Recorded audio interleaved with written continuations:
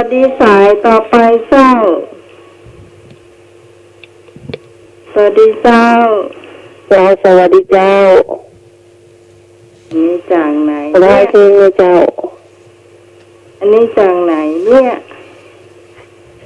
จากไหน ไหน ฮะจากไหนเจ้าจากไหนเจ้า จากไหนเจ้าแม่ฮัลโหล ปิ้ง ได้ยินอยู่เจ้าได้ยินกับเจ้าเราได้ยินแม่แต่ เป็ แม่ นโทรจาก บ่ ไห ได้ น ยิน โอ้โหนะเจ้า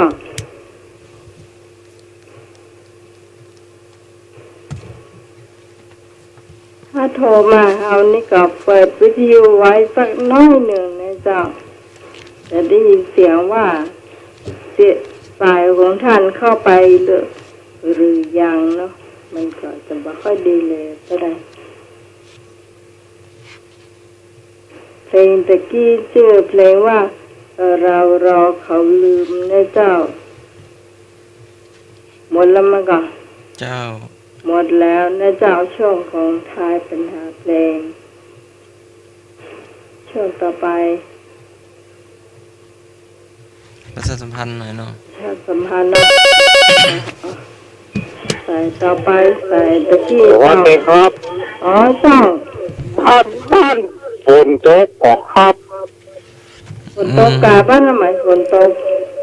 บ้านผมฝนตกเหมือนเดิมเนี่ย สถานีไม่รู้ตกหรือเปล่านะ ท่านสมัครไปเรียกผมไปอยู่ แต่ก็หนาวนะอยู่ในห้องนะ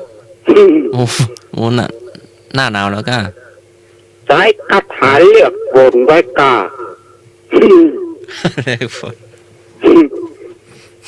พอเจ้ากดตกจะนักเดียวกดตก โอ้ดีกันจะได้เย็น ครับ ร้อนมาหลายวันเนาะ ครับห้องมาหลายวันแล้วครับ จะได้ปลูกพืชต่างๆเนาะ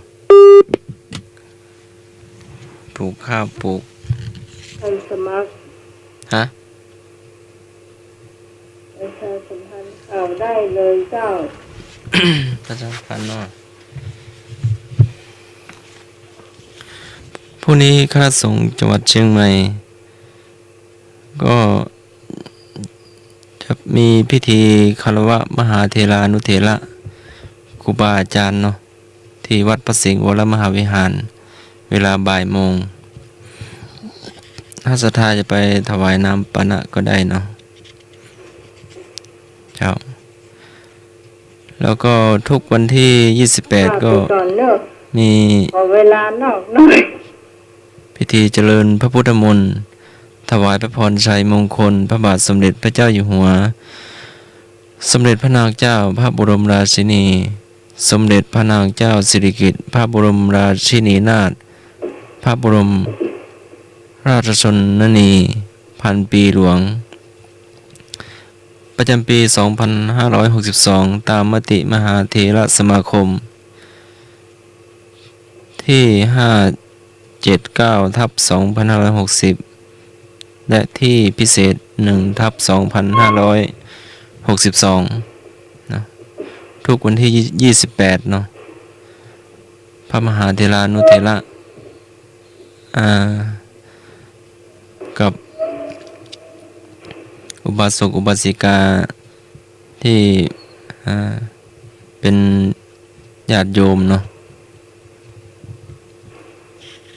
ก็ไม่ว่าจะเป็นผู้ว่าราชการจังหวัดเชียงใหม่ก็ดี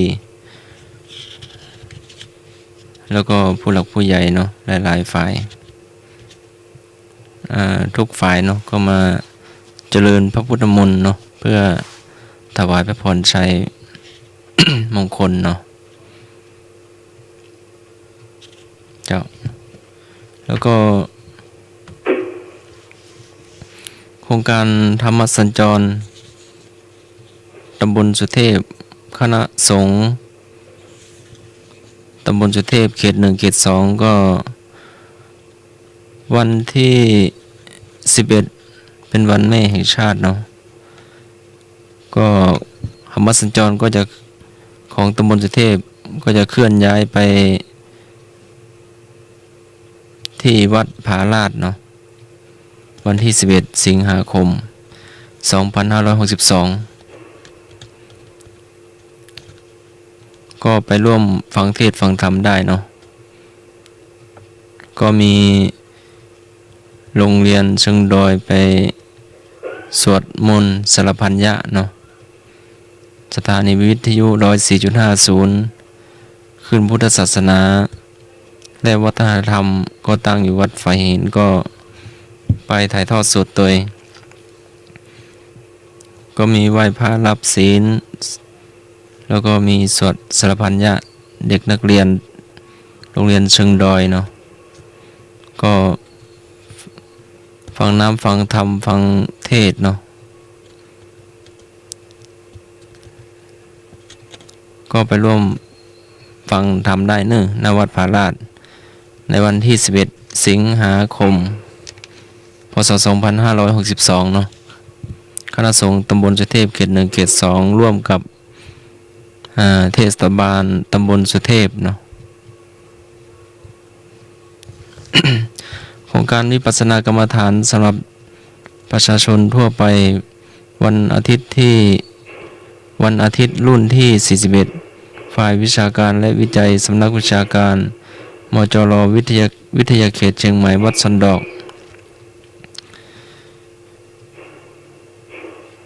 เวลา 12:30 นาทีมาพร้อมกันณวิหารหลวงวัดสันดอกเวลา 13:00 น.ไหว้พระรับศีลฟังแนวการปฏิบัติพระวิปัสสนาจารย์แยกกลุ่มปฏิบัติเวลา 15:30 นาทีสอบอารมณ์รับการบ้านไหว้พระรับศีลลาพระก่อนกลับบ้านอันเป็นเสร็จพิธีเนาะก็ทุกวันอาทิตย์เนอะเดือนกรกฎานี้ก็วันที่21เนาะก็วันพรุ่งนี้เนาะวันนี้ก็วันเสาร์แล้วปฏิบัติเข้มขั้นอธิษฐานเข้าวันศุกร์แล้วก็ไปออกวันจันทร์เนาะเฉพาะเดือนกันยา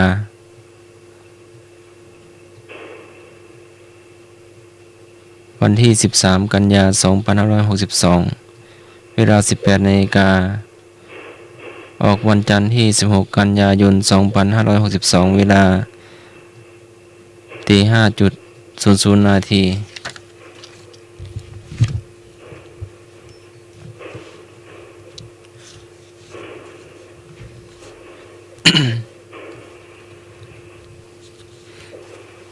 ก็ธรรมะคลายเครียดก็จะไปทานข้าวกันที่บ้านนาใหม่เนาะก็ไปร่วมได้เนอะญาติโยมทั้งหลายห่อข้าวไปตัวก็ได้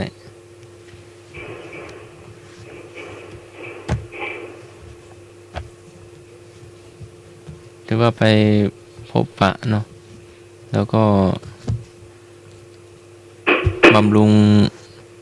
สถานีตัวเนาะบำรุงอุปถัมภ์อุปถากค่าน้ำค่าฟืนค่าไฟเนาะก็ถือว่าได้บุญได้อานิสงส์เนาะ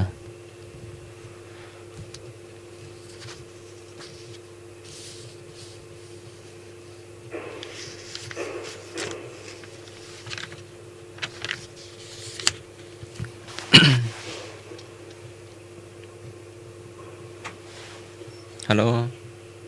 ยังไม่สมัยช่วงต่อไปก็จะเป็นช่วงคำถามเนาะ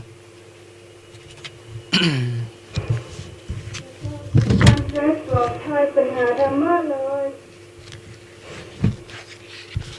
เจ้า ช่วงประชาสัมพันธ์เกิดทายปัญหาธรรมะเลย ช่วงทายคำถามพุทธธรรมวินัยศาสนพิธี ค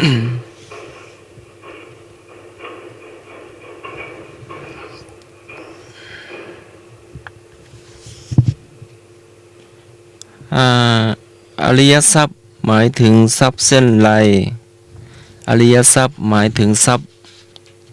เช่นไรก็ทรัพย์ภายในขอทรัพย์ภายนอกขอทรัพย์มรดก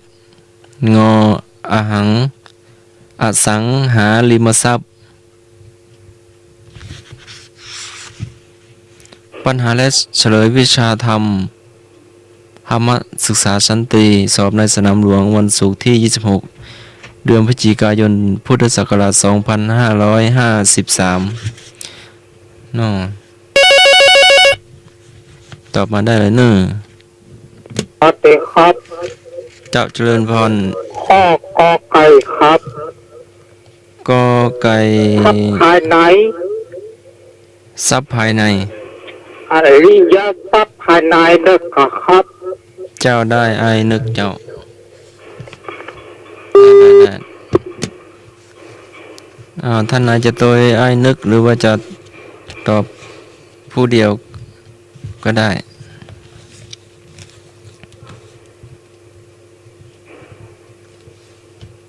ตอบมาเลยสายตอนนี้ก็ว่างอยู่2 สายเนาะ0532260058 0520100462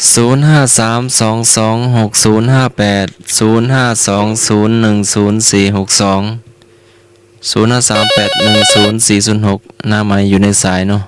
ก็โหดสับก็ดีละ เจ้า เจ้า ตัว ไม่ ไอ้ บุ นึ ญ กโน่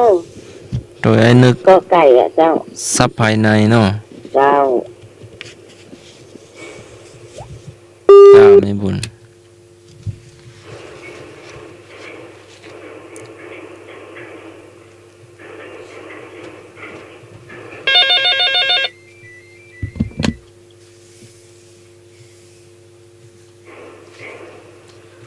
ฮัลโหล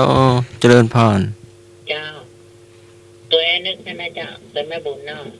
ทรัพย์ภายในเนาะ เจ้า แม่อันนี้แม่กันหาก่อ อันนี้แม่นวลเจ้า แม่นวลทรัพย์ภายในเนาะ เจ้า โจรเอาไปได้ก่อขโมยไปได้ก่อ เอาไปไม่ได้เจ้า เจ้าแม่นวลมาแล้ว เจ้า เจ้า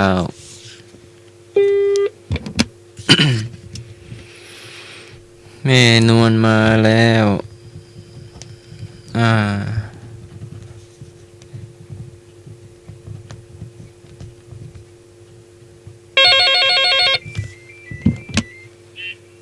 เจ้า เจ้าพี่สาวตองเป็นตอบข้อไหนเนาะ เจ้าก็ไก่ก็งกเหมือนไอ้นึกนะเจ้า แล้วทรัพย์ภายในเขาเอาไปได้ก่อไหมฮะ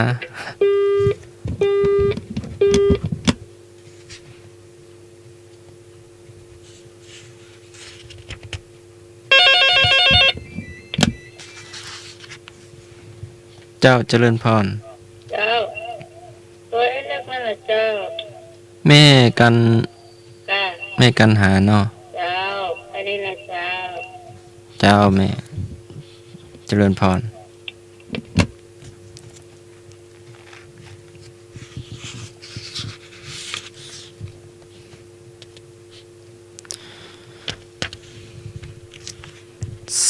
จดไว้เลยเนอะ0532260058 0520100462 0538100406ก็นำมาอยู่ในสายอยู่เพราะอาทิตย์ก่อนก็โทรศัพท์ก็เมื่อยเนาะแต่ก็น้าไหมกับไอ้หนุ่ยได้บำรุงเนาะก็อนุโมทนาตัวเนาะก็ตอนนี้ก็ปิกมาใช้ได้ละ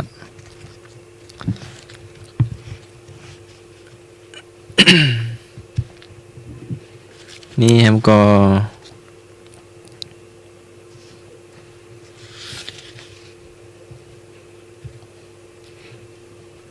ครูบาอาจารย์พระอาจารย์ที่สดับรับฟังอยู่เนาะก็อนุเอากับนมัสการตัวเนื้อที่ได้มาทักเนาะ เป็นครูบาอาจารย์ก็ดีเป็นพระเถระก็ดีเป็นครูบาอาจารย์ที่ได้เคยสอนก็ดีเนาะก็ไหว้สานมัสการช่วงนี้ก็เป็นช่วงคำถามธรรมพุทธศาสนาพิธีเนาะ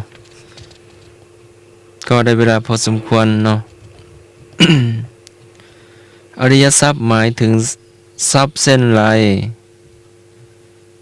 ข้อที่ถูกคือ หมายถึงทรัพย์ภายในเนาะ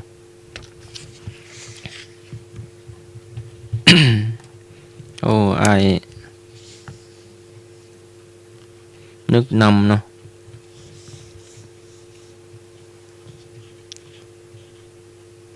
26ไปดูแป๊บหนึ่งเนาะ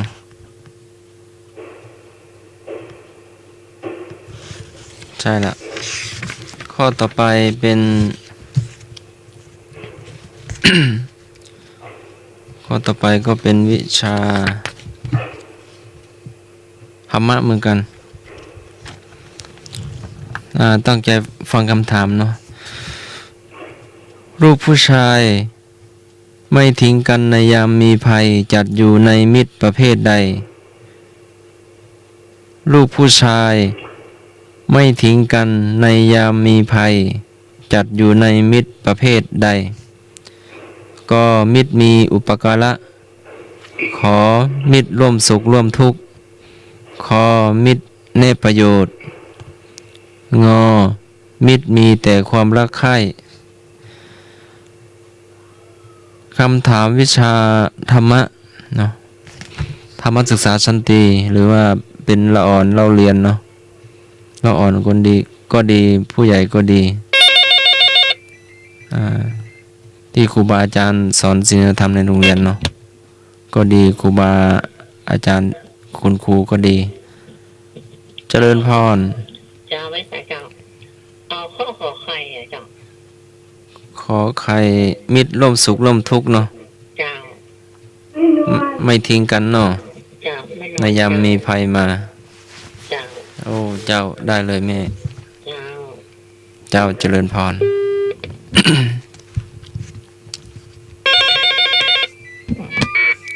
ดีเจ้า ข้อขอไข่ ในการเนาะ ให้เกิดหาเจ้า แม่กันหามิตรร่วมสุขร่วมทุกข์กันเนาะ เอา เจ้าแม่ เจ้ครับ ใจลูกเจ้า ตอบข้อขอไข่นะครับข้ององูก็น่าตอบเหมือนกันนะ เจ้าอาย แค่ข้อเดียว อา ตอบ ย ข้อขอไข่ครับ เจ้า เจ้า ไอ้หนุ่ยมา ไอ้หนุ่ยลาเจ้า หา ไอ้หนุ่ยลาตั้งแต่วันที่18ถึง 18ถึง21ไอ้หนุ่ยไปไหนนะ ไอ้หนุ่ยไปอบรม อ๋อก็ว่าเงียบ อบรมเนาะ เจ้า เจ้า เจ้า สวัสดีเจ้า เอาข้อขอไข่นะเจ้า เจ้า เจ้า อันนี้แม่อย่างนะข้อขอขายมีดร่วมสุขร่วมทุกข์เอ้ามาแล้ว226058เจ้า เธอเพิ่นฮันเนอร์ขอไข่ฮันเนอร์ แม่บุญเนาะ เจ้าตะกี้พี่ตองอย่าท่านสมัคร พี่ตอง จ้ะตะกี้ พี่เสียงพี่ตองกะพี่ตองเข้ารับกะ ต้องมันจะคะ พี่ตองเข้ารับไปกินกาแฟเหมือนน้ำใหม่กินมาไปแก้วเดียวนี้ กะ ตะกี้กาแฟมาไอ้ เจ้าตะกี้บัดได้กินสกามเมากับอันท่านทวัฒน์ อ๋อเจ้า กี่ชั่วโมงอ่ะเริ่มได้กินสกาม ตอนบ่ายก็ฉันแก้วหนึ่งนะตอน นั่น สัก3 ทุ่มก็ฉันแก้วหนึ่ง สมาร์ทแฮมเนี่ย ก็ได้ฉันถึงแก้วเนาะ เจ้า ตรงกะลักกะลักกะลัก ก็เอ เริ่ อ มได้กินอ่ะเมาเริ่มได้กินสกาม เออ เพลินนะเนาะ เดี๋ยวมันไปเป็นหล่อเจ้า ก็หน้าไหมก็เพิ่งฟื้นมาเนาะฟื้นจากเมื่อยเนาะโอ้ว่าเกือบจะไม่ไหวเนาะ แต่ว่า ได้ทาน สมัครก็ได้ยินอยู่เนาะ อ่า อืม เสียงเหมือนกับกำลังฟื้นตัวเนาะเหมือนกับเนี่ย แม่น แต่ก็ได้กำลังใจพ่อแม่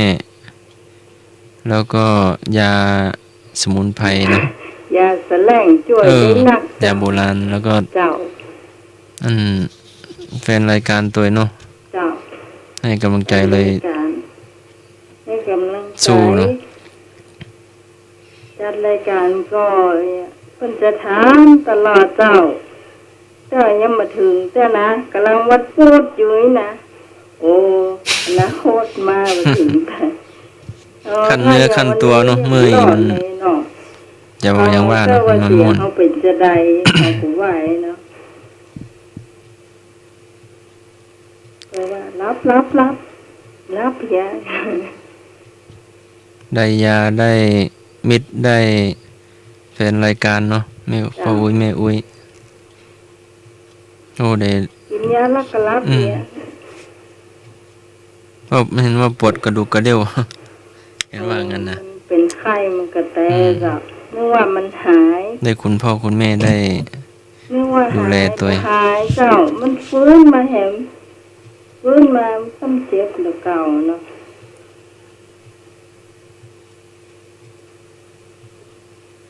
โอ้ถือว่าเยี่ยมเนาะได้ เจ้า ดูแลตัวเก่ามาได้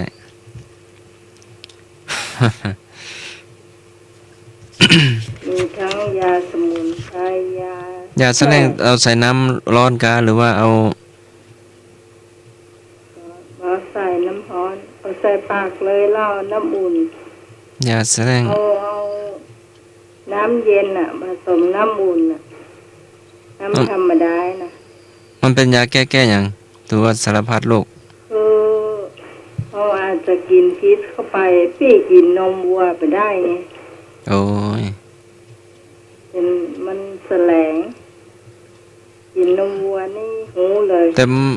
ไม่ได้ดูไม่ได้อ่านกล้าหิวกล้า มันเป็นนมเจเจ แต่มันมีส่วนของวัวนมวัวผสมด้วย เจเจ เป็นรสจืดหรือว่ารสเปรี้ยวหรือว่ารสหวาน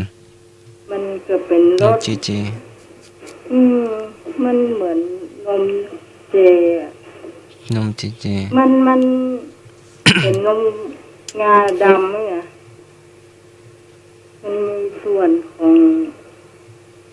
วัวผสมอยู่ สีชมพูอ่ะ เจเจสีชมพูเป็นนมงา แม่นวันนั้นจำได้เหรอที่พี่ว่าหิวข้าวนะ มันอาทิตย์กัน ที่ดาวนั่นแหละก็เลิกรายการแล้วแกมากินเลยเพราะวันจันทร์ก็เป็นเลยวันจันทร์ได้เรื่องแบบสบายเลยเนี่ยเชื้ออาการร้ายนะแพ้หมอพวกก็ต้องบอกนะเตือนเอาไว้ อย่ากินของแสลงกินมาได้ แต่ด้วย ด้วยความหิวแล้วก็จริงๆเขาชงวัน ได้ เต็ม นี่ ถิ่น เนอะ มันเสียเวลาน้อยเดียวอะเนาะวันเต็มยังมีไปเลิก อันนมวัวไม่ถูกกับโรคหน้าไหมเนาะโรคเนี่ย มันปีกินมาได้สมัยได้น้อยละ อ๋อ กินตึงมาได้ มีโรคประจำ กิน ตั แล้ว วก็เมื่อยละกินแล้วก็เป็นไข้อะ เมื่อเขาเรียกว่าของอะไรของแสลงกัน ของแสลง นั้นไม่ถูกกับโรคเนาะ นั่นบางคนนี่สาบยังเป็นลมเลยวัวย่างวัวหยังเนี่ย อ๋อคุณหมอไม่ให้กินนมวัวเนาะ เจ้า เจ้า ที่นั่นไม่ได้เลยเฉลยเนาะ ลูกผู้ชายไม่ทิ้งกันในยามมีภัยจัดอยู่ในมิตรประเภทใด ตอบมิตรร่วมสุขร่วมทุกข์ข้อขอไข่ท ถูกทุกคนเลยเนาะ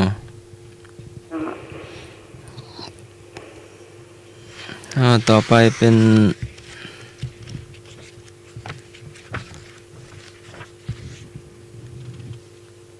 ทุ่ม23ได้อยู่เจ้า เป็น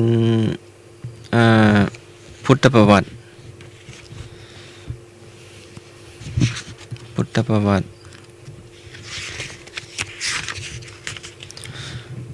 ปัญหาวิชาพุทธประวัติธรรมศึกษาสันติสอบในสนามหลวงในวันศุกร์ที่ 26 พฤศจิกายน 2553 ข้อ 1 ถามว่า พุทธเจ้าปรินิพพานที่เมืองไหน พุทธเจ้าปรินิพพานที่เมืองไหน ก็เมืองปาวา ขอเมืองพาราณสี คอเมืองกุสินารา คอเมืองสาวัตถี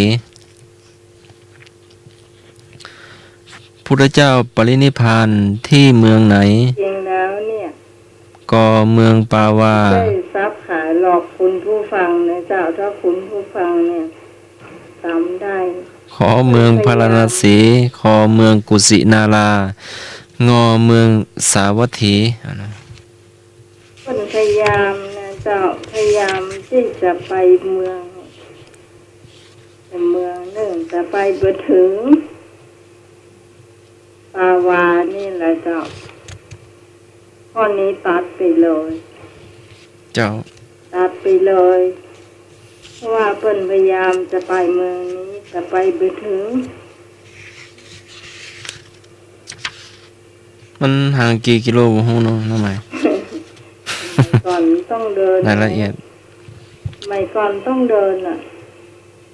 เดินเป็นทางเท้าอยู่เนาะทางเกวียนไว้ก็ ทางเดินทาง บ่มี คงเมืองเมือง ทางมาตอยสักอย่างอะเนาะ เมืองหนึ่งคงไก่เนาะ โอ้ใช้เวลาเป็นแรมเดือนแรมวันเนาะ จ้า ผมขอเต้านะครับ เจ้า ดาว ไอ้ อ่ะ เมืองกุสินารานะครับ ดาว โอ้เมืองกุสินาราไอ้นึกเอ้าท่านนายจะตอยตอบได้ทุกข้อเลยเนาะ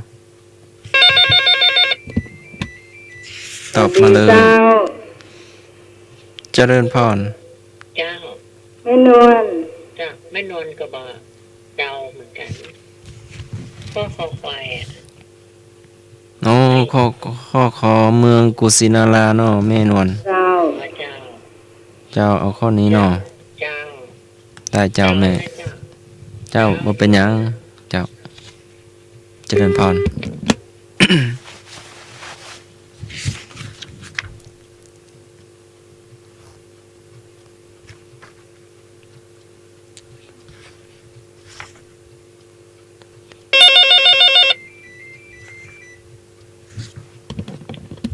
เดินนะเจ้าคุณผู้ฟังเตียดตอบสวัสดีเจ้า เจ้าโดยเพื่อนนะเจ้า โดยเป็นไม่การนอก เจ้า ด้วยกันตัวเปิ้น โดยไอ้นึก เจ้า เมืองกุสินารา การน้องพี่สมัยว่าอันเพื่อนนับถือเจ้าแม่กวนอิมนะ อ๋อบ่ ใคร ฮู้ จ๊ะ นะ นับถือเจ้าแม่กวนอิมมั้งคะ ใครถือ เจ้าแม่กวนอิมจะกินเนื้อสัตว์บ่ได้ไงเนื้อวัวกับนมวัวอย่างเงี้ยบ่ได้ น้องใหม่ไปถึงขนาดนั้นเจ้า แต่มันต้องกินมาได้สมัยน้อยๆละ แม่ก็กินมาได้เหรอแม่ก็กินแล้วจะป่วยทันที แม่ กินแล้วจะเป็นเมื่อยเป็นไข้แล้วปวดตัวทั้งตั แท วน นมอย่างนี้เนี่ยไม่ได้เลย เนื้อวัว เนี่ยลูกชิ้นอย่างพวกนี้ แม่นเจ้า เหมือนกัน เหมือนคนเขี่เฮาหมูกินนั่นน่ะประมาณนั้นน่ะกินแล้วมีอาการเลย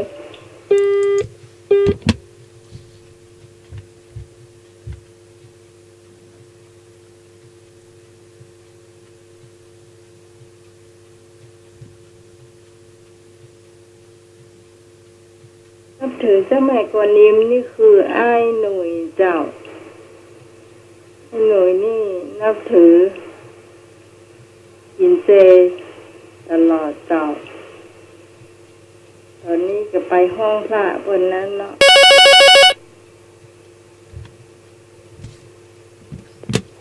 เจ้า เจ้า เจ้าแม่ แล้วไม่ตัวอันไม่นวลเนาะ เจ้า เจ้า เจ้า ให้ แม่ บ่าว บุญ องค์ชายมิหนาให้บ่าวดอกแดงนะเจ้า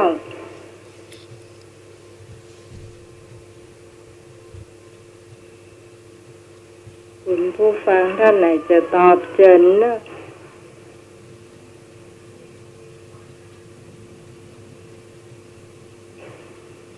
เสียงตั้งนอกเล็ดลอดเข้ามาก่อนท่านสมัคร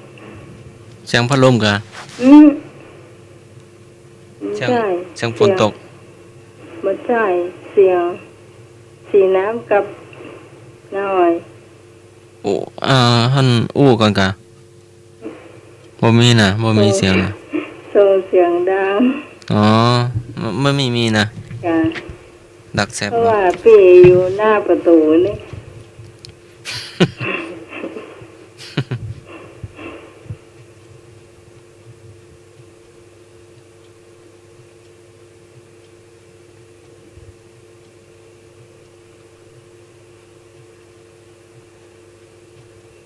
มีแถมกระเจ้าคุณผู้ฟังที่จะตอบพี่ตองเหรอ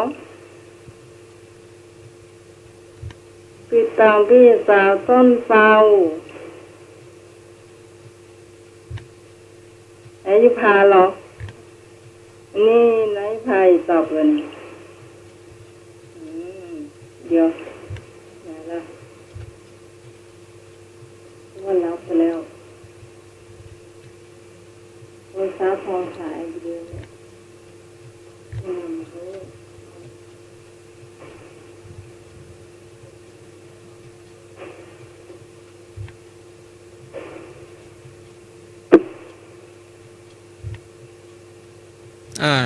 มีแฮมกอ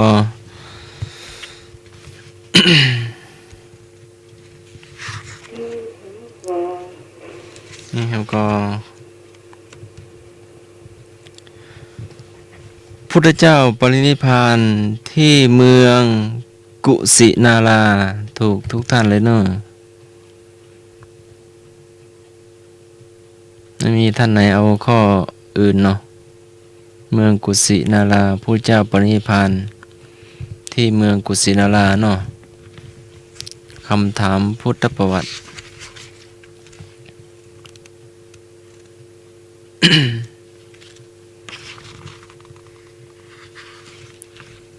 ต่อไปเป็นคำถาม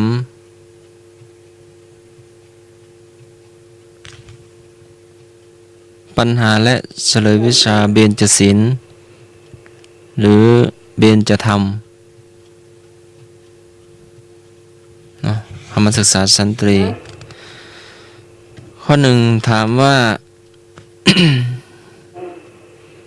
ศีลข้อที่สามให้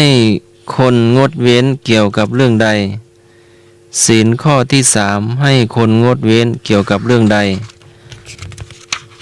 ศีลข้อที่สาม วิชาเบญจศีลเบญจธรรมเนาะ ให้คนงดเว้นเรื่องอะไร ก็ผิดประเวณี ขอฆ่าสัตว์ คอดื่มสุราเมลัย งอพูดเท็จ อันนี้เลือกข้อง่ายแล้วนะ ง่ายมาก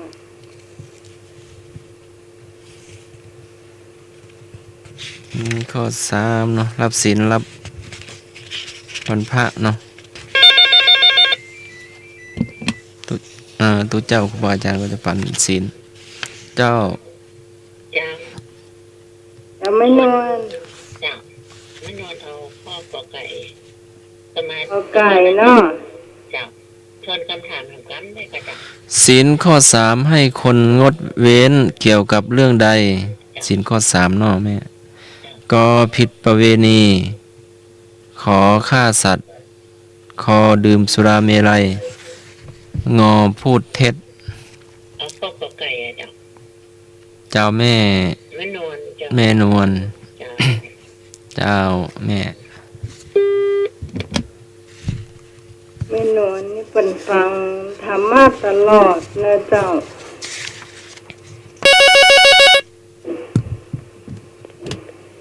สวัสดีครับ น้อยหนึ่ง ผมขอตอบนะครับพ่อผมตายนะ เจ้า ครับ ไม่หยัง ผิดประเวณีทูบทูฮอนเนอร์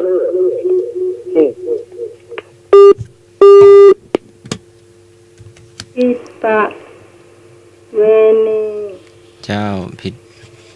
ลูกผิดเมียผิดเนาะล่วงละเมิดเกี่ยวกับผัวเมีย ฮัลโหล เจ้า เจ้า เจ้าอู้พูดผิด ฮะ พูดผิดในกามอย่างนั้นพูดกับลูกหัวนะเนี่ยนะ แม่ยังนะ ไม่หยังเจ้า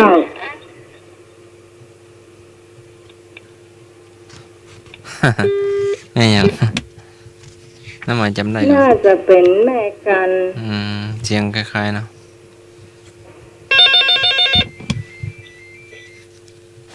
เจ้า เอากระไก่เลย ก็ไก่ผิดประเวณีเนาะ เจ้า ผิดลูกผิดเมียผู้อื่น เอ้าเอ้า เจ้า เจ้า ลูกสองแม่ลูก ได้ยินนิดหน่อย ได้ยินเสียงโต๊ะมือมั้ง 24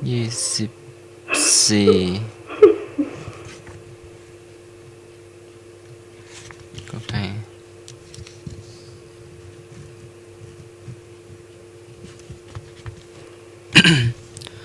มีแฮมก็โทรมาได้เลย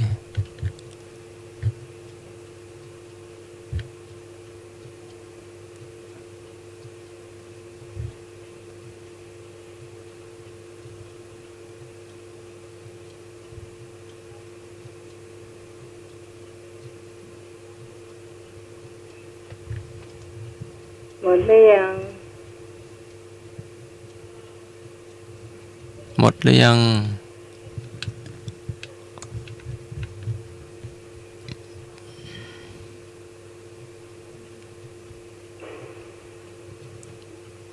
หมดหรือยังเนาะ ข้อ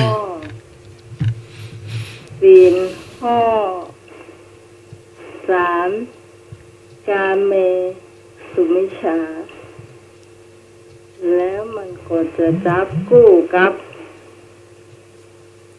เบญจธรรม เจ้า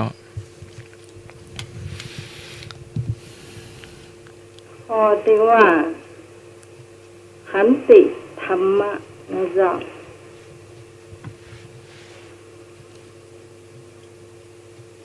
ได้เวลาพอสมควรเนาะ เจ้า ศีลข้อที่ 3ให้คนงดเว้นเกี่ยวกับเรื่องใด ตอบเกี่ยวกับเรื่องผิดประเวณีเนาะ เจ้า ผิดลูกผิดเมียผู้อื่นเนาะ ผิดศีลข้อ 3เนาะ ต่อไปเป็นคำถามทั่วไปพ้องเนาะ น้องน้ำที่ใหญ่ที่สุด อยู่จังหวัดอะไร ชื่อหนองอะไร อยู่ภาคอีสานนู่นน่ะหนองน้ำที่ใหญ่ที่สุด ชื่อหนองอะไร อยู่จังหวัดอะหยัง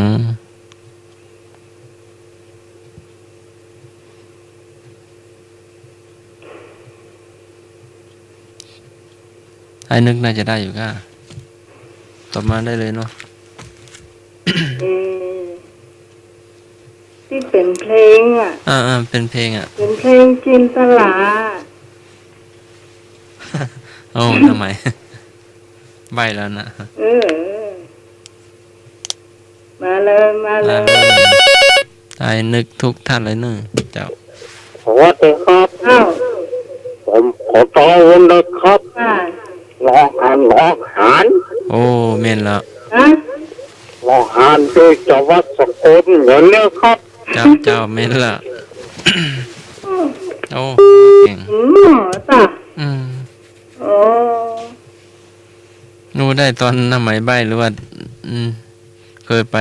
มาก็ถ้าสมัครผู้ถามก็ยังไม่เคยไปเนี่ย อยู่จังหวัดสกลนครหนองหานเนาะ ต่อไปเนาะ ฮะ ต่อไป เอาอีกอ่ะ เอาอีกเพราะว่าเขาเฉลยไปแล้ว เว้ยเนาะ ไม่ตอบถูก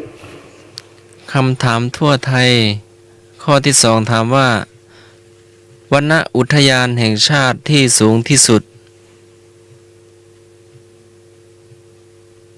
อยู่ที่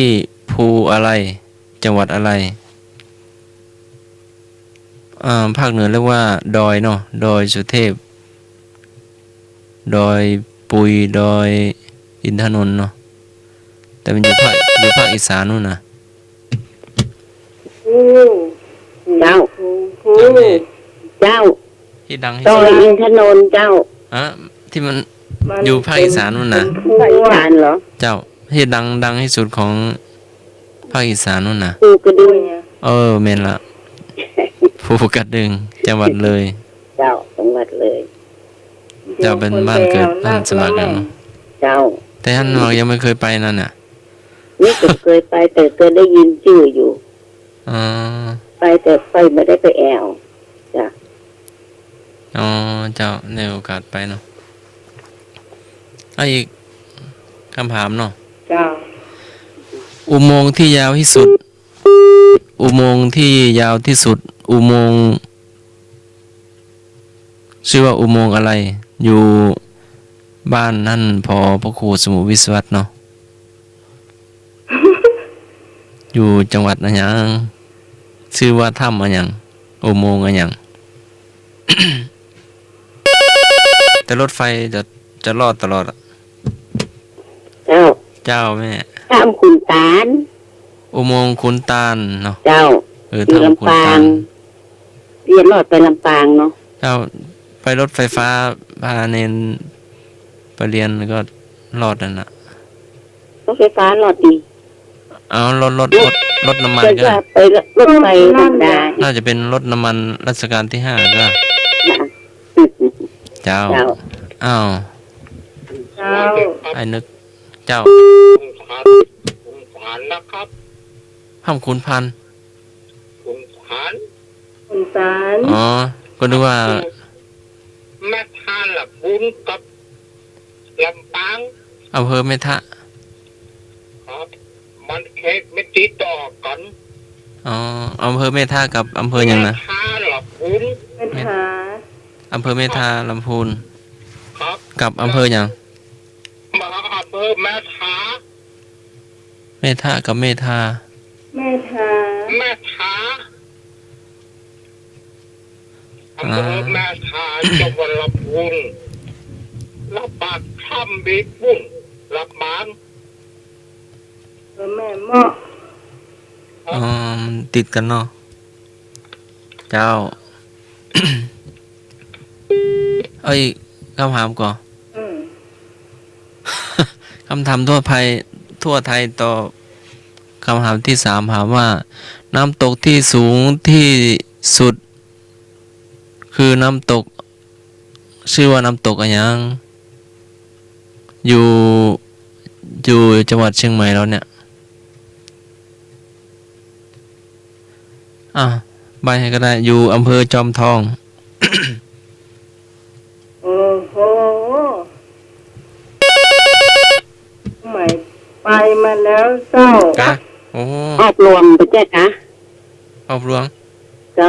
ทำไมไปตรงไหนมาพูดเนาะบ่ได้ พระเจ้าเปิดประตองนี่กะ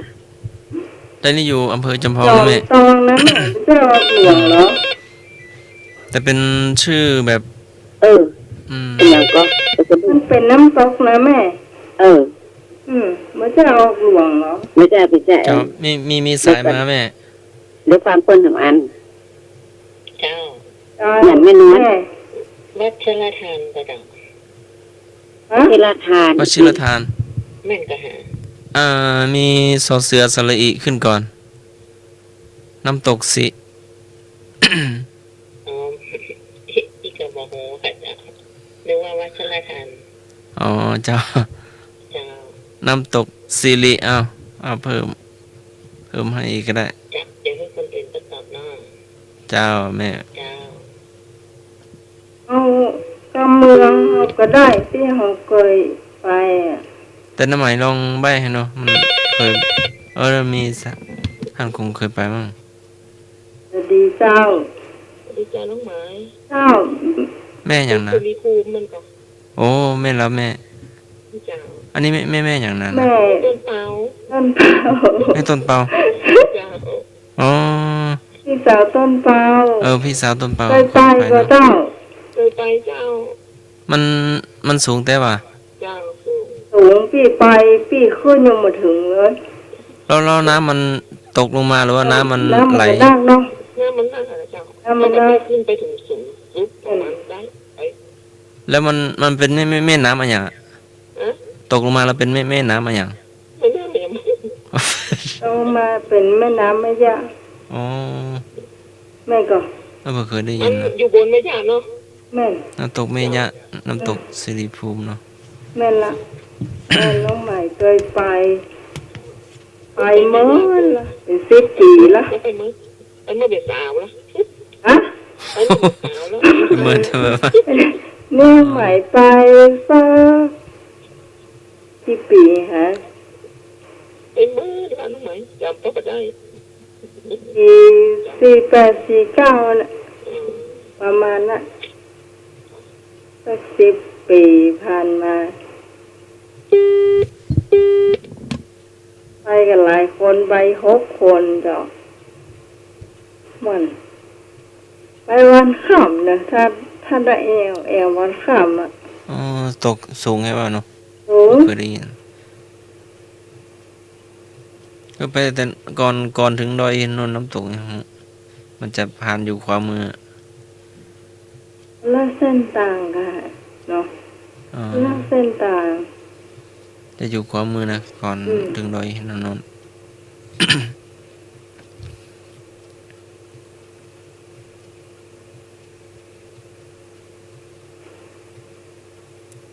ไปกับม่วนนะน้ำตกไปม่วนเย็น ไป เนี่ย ไปแต่เช้าเนาะ ไปเช้า ทานข้าว ก็ ที่นู่ จะ นเนาะ ถึงเจ้า ไปช่วงหน้ามีน้ำหรือว่าไปช่วงแห้งแล้ง ไปช่วงนั่นก็มีน้ำอยู่เจ้า ไปช่วงมีนา มีน้ เอาก่อนว่าอ๋อไม่บุญหรือวางสายอ่ะ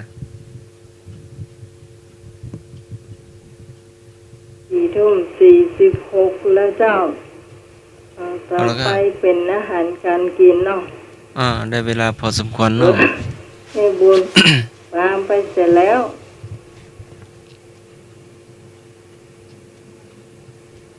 แม่บุญช่วงอาหารพื้นเมืองไม่รู้จะทำกับข้าวอะไรอย่างเนาะวันนี้ทำอะไรทานเนาะ เจ้า เจ้า เด็ก ตะกี้แม่ว่า ไอ้เจ้าหูฟังก่อน เจ้า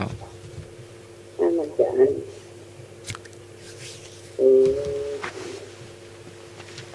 นั่น ยิ้วใหม่นี่มาหอนนะแม่ มาหอนเนาะ ต้องเปิดมาหอนเนาะ เจ้าก็กลัวมันหอนไงใส่หูฟังเจ้าวันนี้จะเก่งไก่เจ้าเก่งไก่ใส่ข้าวคั่วไอ้ก็กินพ่อทำไมก็กินก็ เคย เรื่องเนี่ย เคยทานหอนึ่งเป็นหอนึ่ง คล้าย ห กิ อน นึ่ง หอ ไก่ ย ก็บอกกิน คล้ายกินหอยนะเป็นจากหอยมาเป็นไก่ไงน้องไหม เจ้า เออเจ้าเจ้า ทาตั้งมากหน่อย เจ้าเอามาต้องเสียพักนักก็ได้ ดู แต่แม่เคยกินแม่ใส่บะเขือกับถั่วปลาแข็งตามอย่างลำดีตามน้ำพริกอย่างนะแกงหอยแกงอ่อมน้ำพริกแกงอ่อมก็ได้ไก่อย่างไก่เมืองก็ได้ไก่พันธุ์ก็ได้เนาะ เจ้า แต่ทดสอบเจ้า ไก่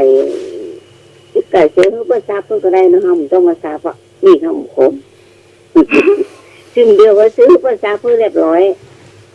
หนึ่งปริญญาเขาหมดละเจ้าสามน้ำพริกกันสามที่เงินที่แกงอ่อมก็ได้แต่จะใครจะขายนะแต่ก็มีเห็นหน่อยแต่ที่มากเผ็ดก็ใส่นักมากเผ็ดก็ใส่น้อยแต่กะปิปีจะหอมบวมเตรียมอันนี้ฮะมาใส่นู่นอันนี้มันมาใส่ฮะบางคนก็มากคนก็ใส่เนาะ เดี๋ยวฟังรับสายแต่เนาะไม่บุญรู้จักฝันเนาะเจ้า จะมาแกนเด้อ แหวนตัว จะมาแกนน้อยมันหอม เวลาเนี่ยเจ้า เจ้า วิธีเนี่ย วิธียากนะ เจ้า เอาก็ตามน้ำพริกเสร็จแล้วเนาะเอาคั่วหน่อยคั่วแต่ใส่น้ำมันเนาะเนาะมันหอมใส่น้อยเดียวสักช้อนนึงก็พอละคั่วน้ำพริกหอมแล้วก็เอาไก่ลงคั่วละ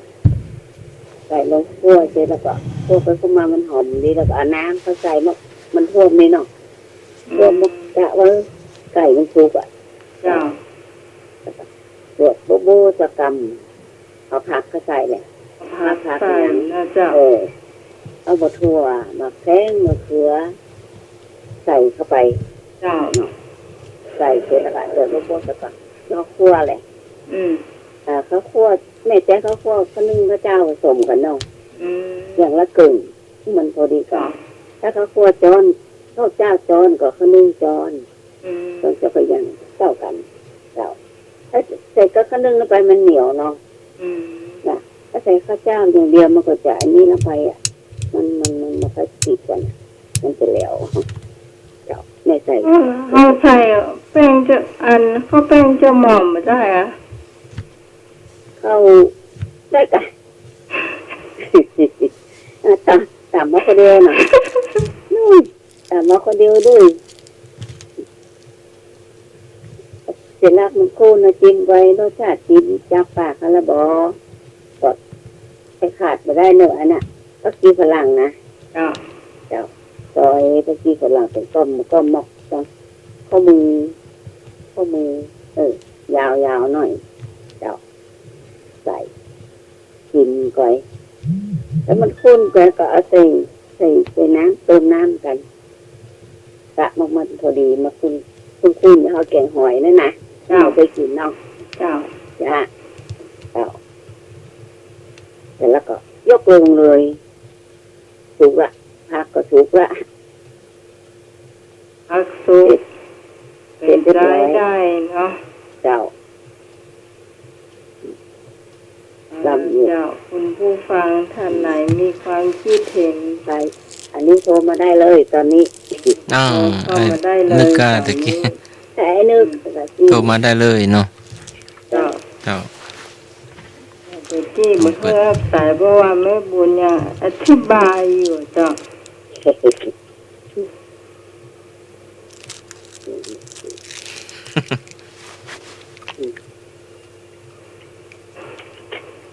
จะโทรแล้วกัน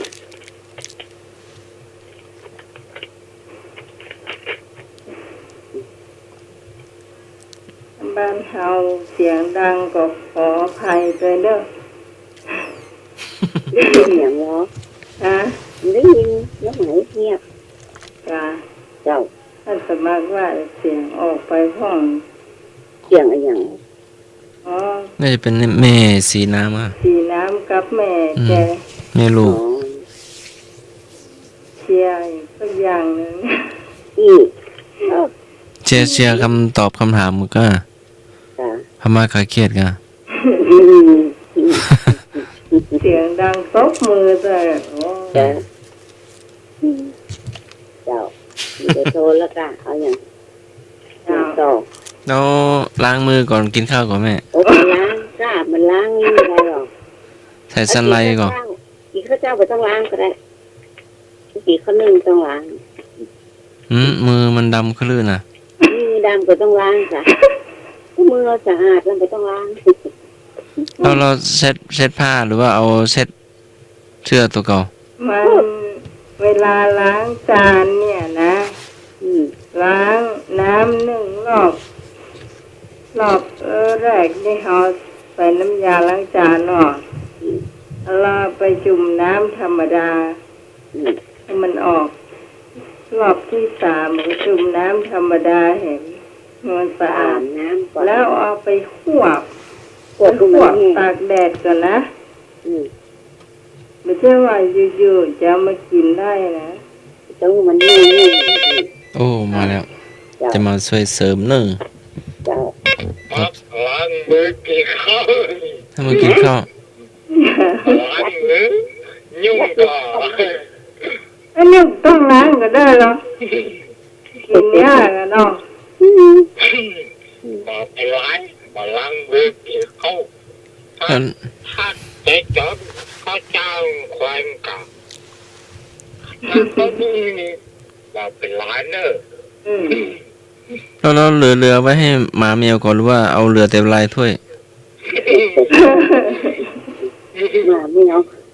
ถ้าบ่เหลือแต่ลายช่วยก็เหลือแต่ลาย เอ้าหมาแมวไม่ร้องไห้แบบรอเฝ้านั่งรอ เย็นก็มีกับข้าวมันมีอยู่แล้ว อ๋อ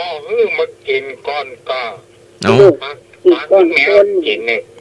ก่อน เอ้าต้องเจ้าของกินก่อนไหมอ่ะ อัน เจ้านาย นี้นะอันนี้ถามมันไอ้หนุ่ยเนอะ แมว ว่าแมวมันให้เลยเนอะ เหนียว ไป ให้ ไปอบรมด้วย โอ้มีใช่เหรอ แม วั วน ที่ ให้ ยี่ เนี่ย แปดแล้วแมวให้เลยเนอะ แมวให้มีว่าทานสมัคร แมวให้กะโอ้แต่เอ็นดูเนาะบางคนไล่แต่เพิดนะไล่แมวโอ้เอ็นดูเก่าเนาะ ผมบอก เขาขอ ว่าเลิกผมไปดูมีฮัด ก็ไม่ไล่ ดู อัน ว่า นั้นเอาข้าวเพื่อกินซ้ำเนาะ ครับ ผมแล้วเอาหวนเอาหน้าผากเลือดขนมันนุ่มดี อืม แล้วเขาแมวอู้ว่าจะได้ ขอกินตัวเนาะ แมวอยากจะ มาเอาแม่แมวเอกค่ะ ถ้าแปลว่าหยัง หน้าเอาเยอะ โอ้โหแปลว่าจะได้เนาะ ไอ้ดูตัวเนี้ยตอนพอหน้าเนี้ย ฟอนหน้า ถอนแน่เขาแล้วก็เงี้ยว เอาอย่างแมวไอ้หนุ่ยได้เหรอ โอ้เมตตาเนาะ นกมากินนะนกเขาว่านกเนี่ยฮะเดี๋ยวก่อน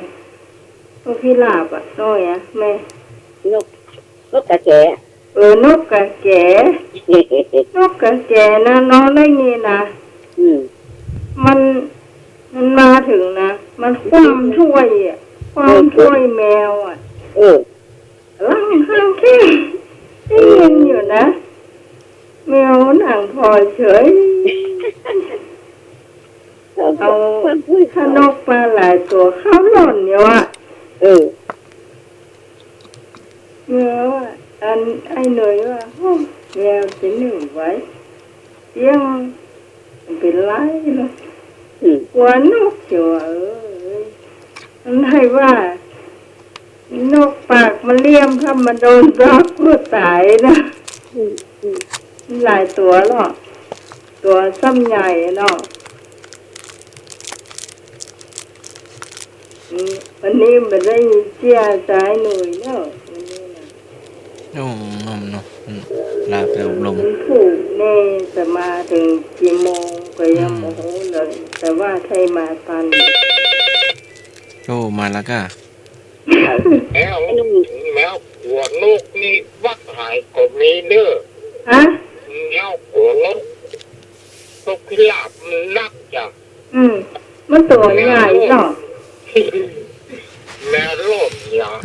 แมวโหล่นเนี่ย แมวร่น แมววัดหายนะ แมววัดไฟเห็นก็มีแมวน้อยวัดไฟเห็นก็มีเนอะ อันนี้ตัวใหญ่แล้ว ตัวใหญ่ คือ ละ ตัวคน ใจ เจ้า ให ใจ ญ่ โอ้หลายตัวกัน4 5 6 ตัวนู้นก็ นกมันลงมาหลายตัวลูก แมวเล็กหัว แมวน้อยกะ แมวใหญ่แล้ว แล้วแมว แมวปูถึงนกจอย นกมาเจอแมวหรือว่าแมวเดินไปเจอนกหรือว่าต่าง ตัง ลูกมากินข้าวแมวแล้วก็ อ๋อน กมากินข้าวแมวแตนดี้แมวจะไล่ กินบินจากหลังวิหารลงมากินข้าวแมวโรดเนี่ย โดนหมอกมีกัวนกจีกมันแล้วเจ้าเรื่องอาหารจบไป อาหารจบแล้ว เจ้า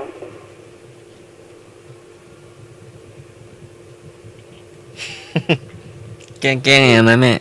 แกงไก่เจ้าแต่ข้าวคั่ว แกล้ง แต่ข้าวคั่ว ไก่ใส่ข้าวคั่ว ข้าวคั่ว อืม ข้าวคั่ว ข้าวคั่วแบบยาใส่ซุปอะ ที่ข้าวข้าวสารเอามา มาคั่ว มาคั่วแล้วมาตำนั่นนะ ที่ท่านสมัครประชาสัมพันธ์วันที่16เดือนมกราเนาะ เจ้าแต่ว่า ใคร ไม่ได้บอกวันไป เจอรถด่วนขบวนพิเศษที่ไหนไหมเจ้า ถ้าเจอป้ายวัดสาหินเนาะก็จะพ่อปากับท่านสมัคร วันที่24เนอะที่วัดดอนจันทร์เนอะ เจ้า ดูป้ายเนาะ ท่านไหนอยากร่วมทำบุญกับเฮารายการธรรมะคลายเครียดนะเจ้าเอาเจ้าสตังค์มาทำบุญค่าไฟฟ้าสำหรับสถานีโดยตรงนะเจ้า เขียนชื่อของคุณผู้ฟังแล้วก็วงเล็บเอาไว้ว่าทำบุญร่วมกับหมู่เฮานะเจ้า วันที่16มกราคมธรรมะคลายเครียดนะเจ้าจะมีการแลกของขวัญกันตัวแล้วก็ตอนช่วงไม่ง่ายก็จะมีการตอบปัญหาอันยังเจ้าทายปัญหาเพลงนอกจากนั้นเราก็จะเลี้ยงเพลงพระนะเจ้าทุกค่าใช้จ่ายนี่จะบ่มีการทักนะเจ้า เพราะว่าเรามีเจ้าภาพโดยตรงนะเจ้าแต่ละคนก็จะรับเจ้าภาพอันนั้นอันนี้ไปเนาะ มาฮักสักบาทเนาะ มาหาเจ้า เจ้า แต่ละบาท ได้ แต่ เท่า ละ ใด สตางค์ได้เท่าใดเขา ได้ ก็ ก็ได้ จะ ส่วนหมด สมทบให้กับพระอาจารย์ซึ่งเป็นผู้อำนวยการของเขานะเจ้า แล้วพระอาจารย์ก็จะมาตัวนะเจ้าทุกปีที่บ้านน้องใหม่นี่จะพระอาจารย์จะมาทุกครั้งนะเจ้า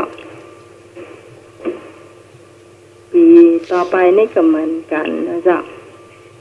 ตะกี้ก็ได้จวนไอ้บ่าวชัยประกันว่าทันทวัฒน์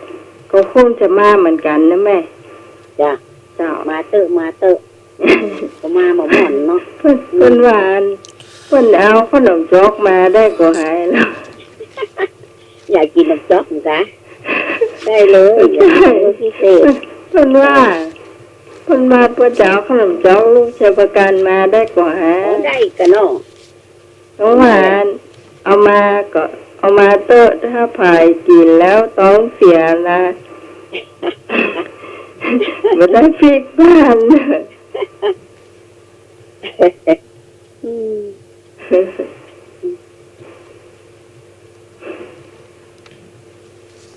ครั้งนี้ก็จะมีเจ้าภาพก๋วยเตี๋ยว เหมือนเดิมเจ้า แม่ทับทิมจันบุญวงศ์จันทราบุญวงศ์ทำไมอ่านน้ำสุกุลก้นผีเจ้าบอกแล้วฝีมือเนี่ยคงจะเป็นน้องเกดเหมือนเดิมเจ้าเนาะเกษรินฝีมือนี่อันร้านตำนี้อายก็แล้วกันเจ้านี่ฝีมือเต็มๆนะออกกันจริงใจใส่สวยแล้วส้มตำปีนี้ก็จะ เป็นของนายุพาในเจ้าของตำบลริมใต้เนอะส่วนข้าวเหนียวของแม่แดงเจ้าแม่แดงแต่แม่แดงก็จะเอาแค่หมูมาตัวแล้วอย่างอื่นก็เอากบก้อยว่ากันใหม่เนาะของหวานลืมไป ยัง ของหวานของแม่บุญข้าวบวชเจ้าข้าวบวชเจ้าเดิมเจ้า เจ้า เจ้าฝีมือแม่บุญอยู่แล้วนะเจ้าเป็นของหวานขนมนะเจ้าสำหรับผู้บริจาคมาแล้วท่านสมัครเนาะแม่แดงนะเจ้าคนละ 1,000 แล้วไอ้หน่วยก็ต้องหมายนี่คนละ 1,500นะเจ้าวิทยุแห่งคนละเครื่องนะเจ้าแม่บุญนี่พิเศษหน่อยต่างหากแต่มีข้อแม้ถ้าจับได้นี่ต้องคืนนี่หรอถ้าตะกี้ทานนวัดก็อู้นะ สละสิทธิ์ ถ้าจับได้นี่สละสิทธิ์นะห้ามเอาได้หรอ ได้กะได้เลย ทานนวัดก็อู้ตะกี้ละกรรมเลย เจ้าคือแสดงว่าเปิ้นก็คงจะก็ต้องหารายการอยู่เจ้าเนาะ เนาะ เจ้า โทรเข้ามาบ่ได้กะ โหจั ต้ ก อง พัก ตะปุ่นบันเงียบเจ้าแม่ นี่ เงียบ ก็ให้อยู่ในห้องเราก็ก่อยก็ได้ว่า ห้องก็ ติดกัน ห้ ก็ องเจ้าว่าส เกรงใจก็เลยใจ เกรงใจเนาะ ติด เพิ่นมาได้อยู่แอร์ต่างบ้านเฮาเนาะ เนี่ยอันอากาศมันดีเราเย็นเลยเปิดหน้าต่างตรง คือวัดบ้านนอกมันเงียบนะเขาอู้อย่างคืนได้ยินไปครึ่งวัดอ่ะ วาดนี่คือเป็นวาดที่เป็นไม้อะแม่ ก็บ้านคือ ที่ก็เป็นไม้ หน้าต่างเป็นไม้อ่ะ เจ้า แม่นึกออกเถอะ เน่นเสียงมันตึงรอด เสียงมันจะเล็ดลอดเจ้า เจ้ามันเหมือนเฮาสไตล์เนาะ แม่นมันไม่ใช่เหมือนกระจกเดียวบ้าน ปูน น้อง เนาะปูนฉาบปูนมันต้องได้ยินเสียงออก มันทั้งรถทั้งเสียงหลายอย่าง นั้น ในเมือง เสียงมาเดียวนี้ ช่วยกัน จะรับกันหมดเลยอะเนาะ เน่นจะ ถ้า คื เพิ่ น นจะ จะ มา มา โอ้ แอ แอบยิง กันหมดแล้ว ได้นะ 2 ทุ่ม 3 ทุ่มมันหลับกันแล้วนะ รับหมดแล้ว นอก บ้านเฮานี่บ่ได้โอ้ก็จะรับกัน อืม บางคนนี่มารับกันซ้ำเนาะ เราตื่นนั่นกว่าจะหลับอีกเนาะ ยามเมื่อวันจนเมื่อคืน แม่น แล้วเจ้าก็ตื่นจะเจ้าไหว้พระเจ้าตัวเนาะ แม่นละตีสี่เพิ่นต้องลูกแล้วเจ้า ที่สีลูกไหว้พระเจ้าแล้วเข้าภาษา แล้วมาเข้าภาษาเนี่ยเนาะ เจ้าเพิ่นทำว่าเจ้า แล้วมาเจ้า ทำว่าเสร็จแล้วก็ต้องไปบิณฑบาตแต่เพิ่นบิณฑบาตกันเจ้าทุกวันเนี่ยเนาะ มันตีนโรเวนนะ บ่ฮู้เหมือนกันเนาะ เนาะ เมื่อกี้ นี่ มัน เว้นมันตีนมันดูไว้วัดกันอยู่แล้วเนาะ เจ้าน่าจะเว้นนะ เจ้า ถ้าจะเว้นเนี่ย ในเมืองนี่เหมือน แล้ว เว้น ก็ นะ ทาเพิ่นนักอยู่แล้ว เจ้าแต่ในเมืองเหมือนเว้นนะออกปีนบาททุกวันนะเจ้า วัดบ้านนอกนี่คนใส่บาตรนักแม่ เจ้า โอ้มาโอ้ใส่บาตรนักนะ จ้ะ อย่างพายกระตามาเนอะ มันจึงนักอยู่แล้ว หิวกระตาขนมมาเนาะกลับไปก็ได้ขนมนะ เนาะอย่างก็ ต้อง ว่าไม่อ่ะ ได้ขนมปิ๊กบ้าน ได้ขนมก้นบาทอ่ะเนาะ อ๋อกระทาเจ้า ไม่ใช่ว่าต้องทานเหลือก่อนเนาะไม่ใช่ว่าไปเอาต้องทานร่วมกันก่อนอะ ทานเสร็จแล้วก็ ถ้าเหลือแต่ก่อนเนาะบางคนเอาไปเลยนะ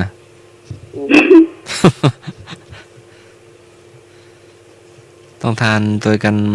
จนนั่นเนาะทานข้าวตัว เค กันหลั ย ง เคย ตัว หัน เจ้า วัดสมพนารามกับวัดหลวงพ่อตุ้งทองอ่ะเคยหันนะ เคยหันแล้วเหรอ ถ้าวันศีลวันพระเนี่ยนะ ถ้าสมมติว่าพระเนนฉันเสร็จแล้วเพิ่นก็จะเอาอาหารการกินลงมาตั้งลุ่ม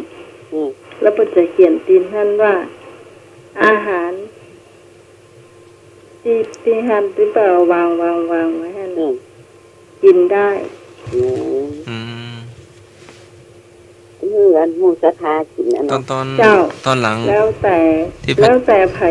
จะกินเลือกกินอะไรอย่างเงี้ยเนาะ อืม มันมีหลายอย่างเจ้า สูงก็ให้มูสถา เออ ไม่อย่าง ไม่รู้เสียงดัง ได้ยินละ นี่ล่ะ ได้ยินอยู่ ถูกเลขก็ตบมือ ดูอย่างกันกล้า เชียร์สักอย่างเนี่ย แค่เชียร์อยู่สักอย่างเนาะ เชียร์สักอย่างเนี่ยตรงวันน่ะ ดีน่ะ หนึ่งในนั้นมีคนไทยอยู่ตัวเอง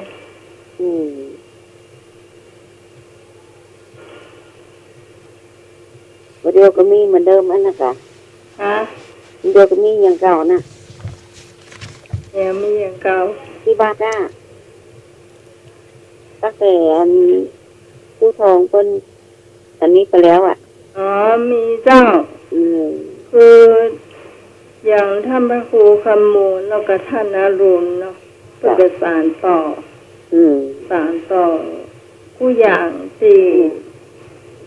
ลุง เพิ่งเคยทำมาแล้วเนาะ เจ้า เจ้า อาหารการกินพวกเขาวางไว้อย่างนั้นนะ อืม เขียนติดไว้อัน เจ้าถ้าไปเขียนบางคนก็บอกกล้าเอาแล้วเนาะ จ้าแม่นข ก็ น เขีย ม นบอก ใช่เนี่ยเนาะมันน่าเสีย อืม น่าคนไปตานเนี่ย อืม มีอยู่วันหนึ่งน้องไปหาท่านพระครูคำมูล อืม ไปเยี่ยมเบิ้ลนะโอ้ว่าเราจะมีเวลาอู้กับเบิ้ลเนี่ยนะเอาค่อยปีกเนาะเผื่อว่าฝั่งปีกเสือแต่คนไปตานก็น่าเสีย อืม กลางกูมายายไปรับรอบตั้งอื่นก็บอกไปนะ อืม ขึ้นมาตึกเตี้ยขึ้นมาบนกุฏิอ่ะ คำเดียวกูมาเอาไว้อีกต่างให้ปีกก็ค่อยปีกนะเปิ้นฝั่งปีกเสือนะเก่งใจเพื่อนเนี่ยเนาะ จ้ะ โอ้กว่าเปิ้นจะได้หยังเนาะ แต่ก็อิดเลยเนาะขันตอ แม่ น นเปิ้นซ้ำบอกค่อยสบาย จะไปรวมกันทีเดียวก็ดีกันเนาะหลายๆคนเนาะ คือที่บนวิหารเจ้าถ้าสมมุติว่าเราจะไปตายอย่างต้องบนวิหารติดตรงพูนนี่เป็นหน้ากาศตีเรือนตัวเจ้าปันปอนนะนักเปลอะตีพูนนะ แต่ข่าวสนากก็จะมาที่ท่านพระครูคำมูลซึ่งเปิ้นก็บ่ค่อยสบายเนาะ พัดลม เสร็จแล้วมันก็ใกล้เตียงเฮาก็นิมนต์ป้อนฉันฉันไปตัวอู้เปิ้นไปตัวเพิ่นบอกว่าเนี่ยอย่างของมื้อที่ขามาตาลเนี่ย อันเพิ่นบอกว่าทำพระครูเพิ่นกินมาได้ แม่นเจ้าเพิ่นเป็นโรคเกาต์หรอกยังทานข้าวมันไก่อ่ะจะไปกินหยังได้ ไก่กินก็ได้ เจ้า เครื่องใน หลายอย่างเจ้าไปมาเฮาได้ยกมาบ้านเนี่ยเป็นขนมอันอย่างมะฮู้บ่ล้ำบ่เหลือ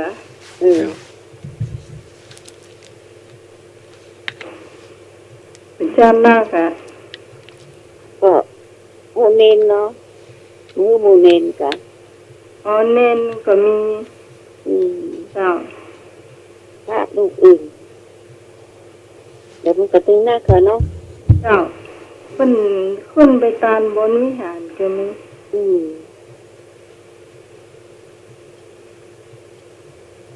มีเฉพาะของมันท่านพระครูขโมยบ่ได้ วันนั่นวันเดียวบ่ได้จะตีนออกไปเนาะแต่ว่าเนือๆนี่ก็มีแม่ชีเป็นเข้ามาเก็บ อืม เจ้า อืมจบไปยัง วันนี้ไผ่เหล่าเจียนี่ ว่าเกี่ยว แม่มีอ่ะ ถ้าสมัครนะคะ เจ้า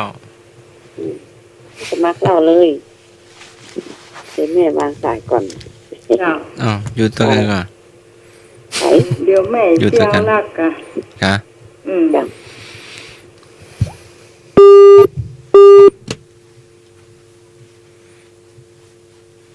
ช่วงเราเจียเนาะมาช่วยกันเล่าเนอะเจียสั้นเจียก้มเจีย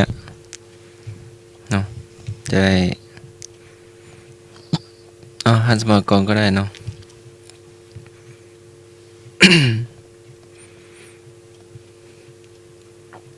เพื่อนก็อู้ขึ้นมาว่าอ๋อยืมตังค์กันก้ายืมนี่แล้วก็ยืมนี่ไปใส่นั่นก็เลยอู้ขึ้นว่าขี้นกกบขี้เห็นว่ะ อืม แบบยืมสมมติว่าอันสมัครยืมตังค์น้ำใหม่ใช่ไหม อืม เราไปใช้ไม่บุญเนี่ยหรือไปยืมไม่บุญมาต่อเนี่ย อืม แต่ว่าเป็นคำอู้โบราณไงเอาขี้นกมากบขี้เห็นอะแต่ท่านก็เล่าตลกนะ แต่ท่านไหนพอเข้าใจรู้แจ้งคำเมืองคำนี้ก็มาเสริมได้เนอะเนาะท่านสมัครก็เป็นใจคนดันนะแต่ท่านเป็นอายุก็เยอะนะสัก50-60แล้วก็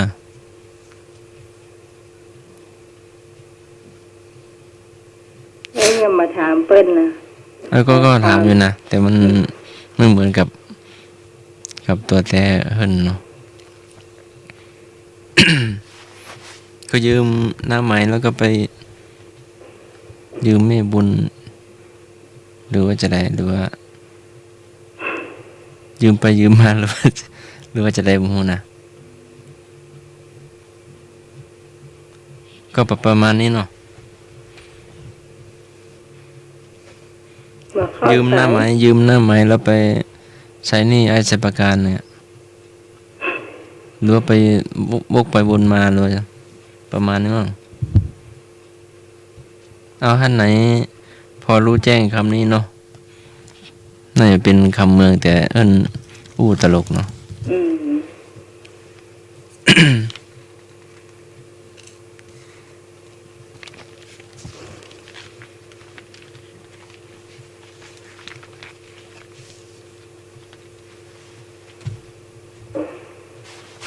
อีกอีกเรื่องหนึ่งเนาะ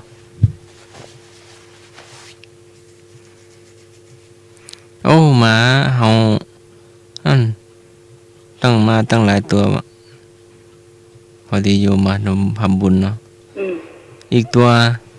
โอ้น่าจะเป็นหัวหน้าฝูงก้าวเนาะ หัวโจก โน่นอยู่สูงกว่าเพื่อนวะมองเห็นหมดเนาะเห็นทั้งโยมมาทำบุญเนาะตอนแรกก็เห่าอยู่นะ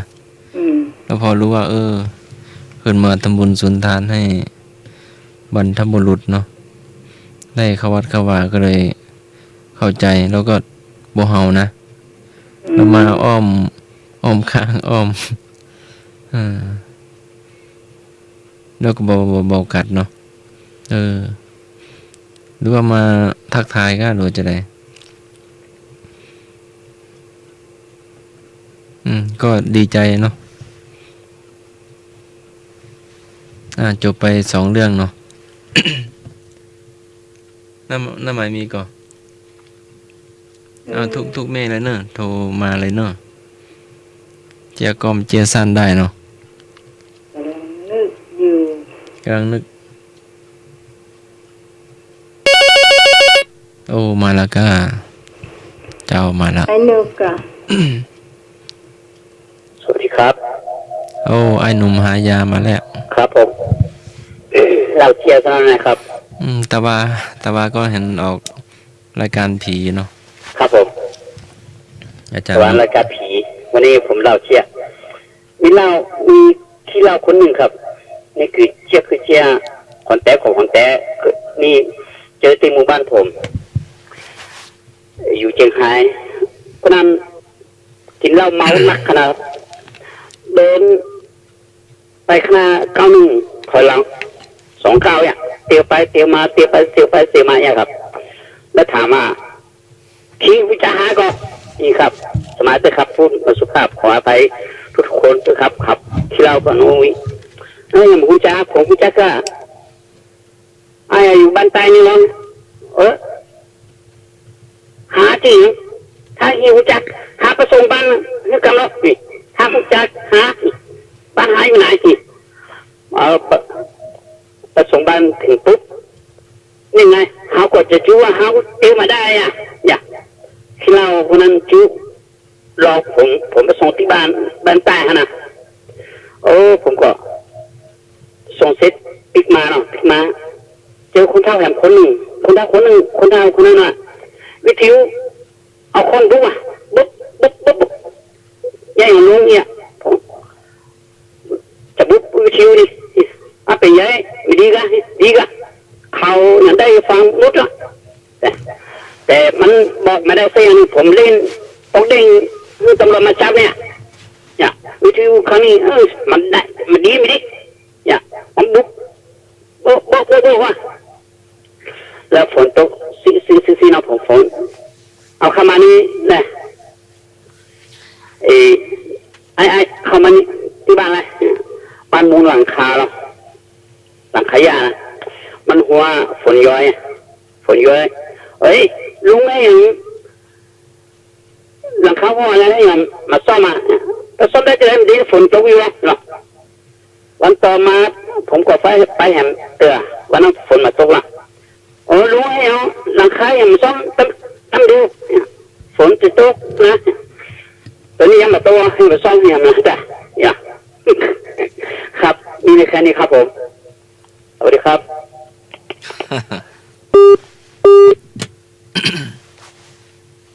ก็เข้าบรรยากาศเลยหน่อยนมประตูหายา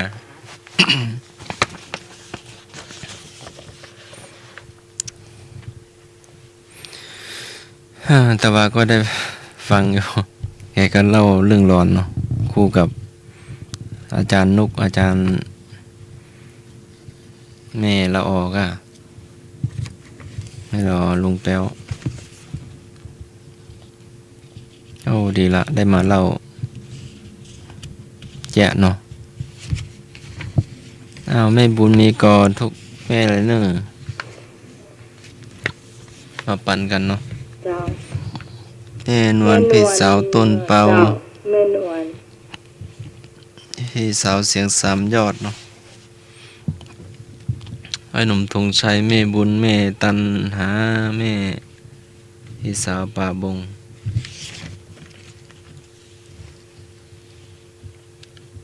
แม่หน่อยไปไหนเนาะแม่หน่อยน้องก้อย เจียนี่มันจะต้องใช้คนที่กล้าอู้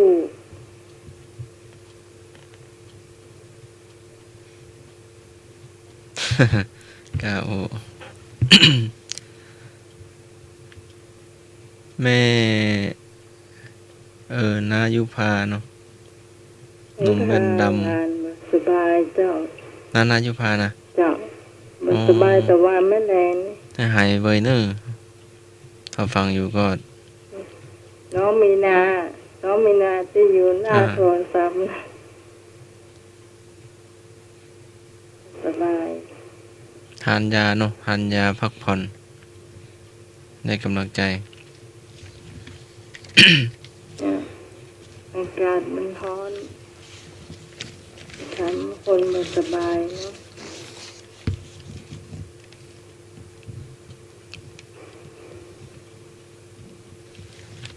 ดีแล้ววันนี้ฝนตกชุ่มเย็นกันเนาะ มันไม่เย็นนักนะมันเย็นน้อยเดียว อืมแต่บางคน มันทำให้ เจ้า มันเด่นมันร้อนอ่ะ แล้วฝนมันตกมาน้อยเดียวมันก็ทำให้เหมือนกับเอาความร้อนจากดินขึ้นมาเห็น เพราะฉะนั้นมันจะต้องมีฝนลงมาเห็นมันถึงจะเย็น เจ้า แต่ตอนหัวค่ำก็ฟื้นฟ้าครึ้มฝนนะ อืม ฟ้าร้องตัวฟ้าแมบตัวอ่ะ ฟ้าแม่ ประมาณนั้น1 ทุ่ม ประมาณ 2 ทุ่มน่ะ ตอนที่ท่านสมัครโทรปีนะ ใช่น่ะก็กลัว ประมาณน่ะที่ตึงมาฮับ ก็เลยหลบอยู่ใต้กุฏิโทนน่ะ โอ้ ก็ไม่อยากออกมา ตึงฮับนี่ละ ถ้ามันอันตรายเนาะ อืม เบอร์บ้านก็ได้ยิน อืม มือถือก็ได้ยินโอ้เดี๋ยวสกรรมเป็นท่านทวัดเอ้ย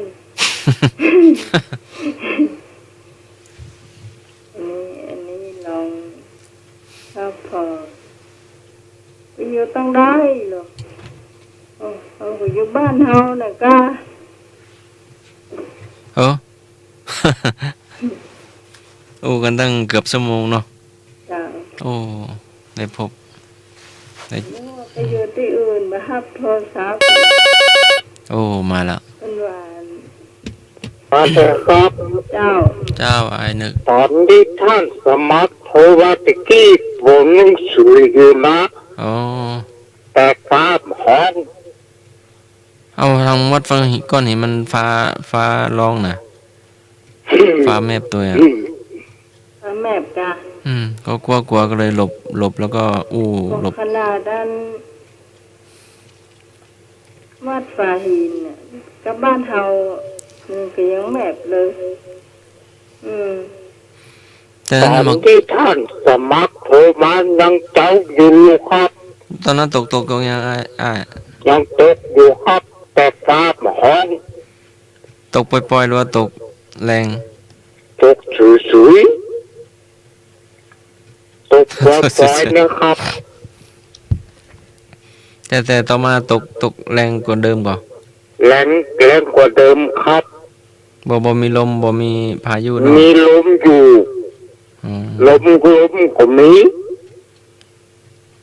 เย็นก่อนหรือว่าอุ่น เย็นกา ตอนฝนตกใหม่ๆนี่ไอดินมันขึ้น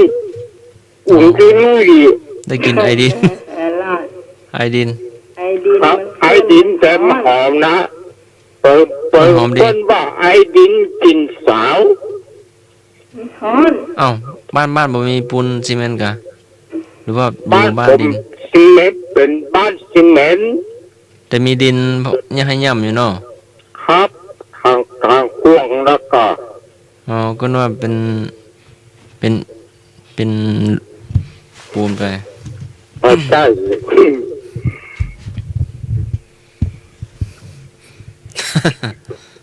ตีกันนะครับท่านครับ เอาเราแจ้ก็อันมีอะไรอย่างอ้อก็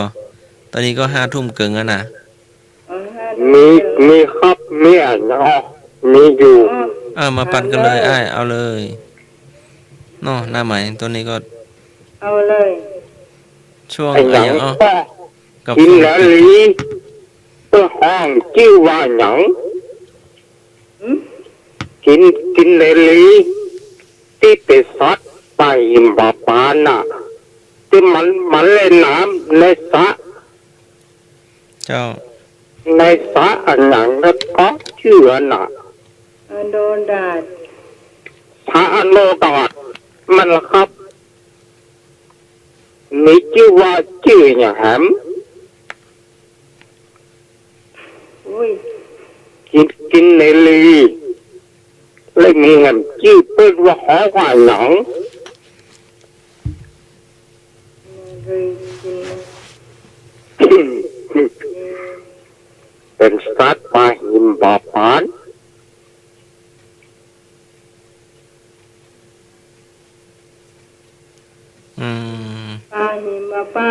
บอกก้อยหานะเอา งั้นก็ ได้แก้กินนั่นแม่หมอหมอหิมะ หมอหมอนี่หมอพาซะ มะม่วง เม็ดฝัน ไปใจไร หมอม่วงหิมะผ่าน อันนี้คุณพิสวายว่าคนกินหมอม่วงหิมบาพัน ใช่ทำไมกินยาก มะม่วงเขียวเสวย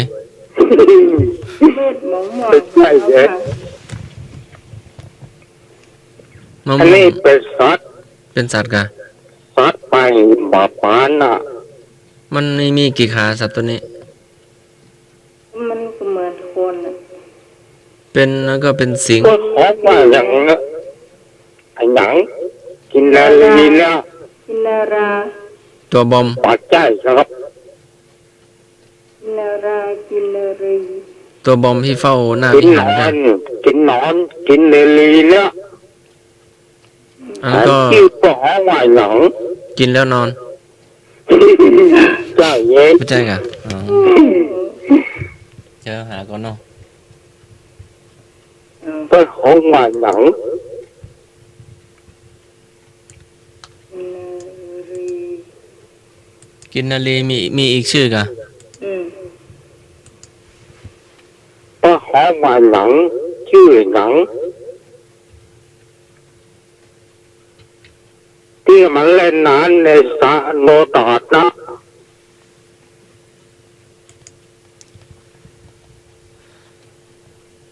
กินนาลีเล่นน้ำอนุดาต ที่มันเอาปีกมันวางไว้แล้วมีขาวไปอ่ะ เป็น ใกล้ๆเข้ามาละคุณพิสวัยว่าใกล้เข้ามาละ เป็นนก อืม ครึ่งนกครึ่งมนุษย์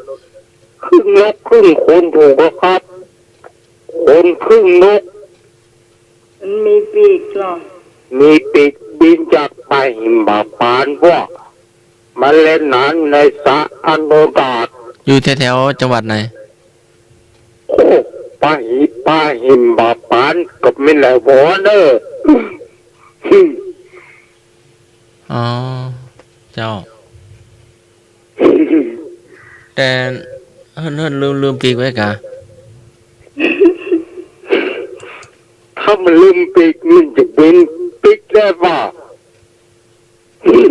เวลามันจะเล่นน้ำมันถอดปีกออ พอก ปีออกเยอะ เล่นน้ำถอดปีก เอะ คนครึ่งนกนะป่ะ นั่นน่ะมันถอดปีกออกได้นะ ถอดปีกได้ เอะ แล้วเราเอาขันน็อตใส่ก่อนหรือว่าสวมใส่ แต่ขันนัดเป็นไร น็อตไม่เหลือไม่หายเนาะ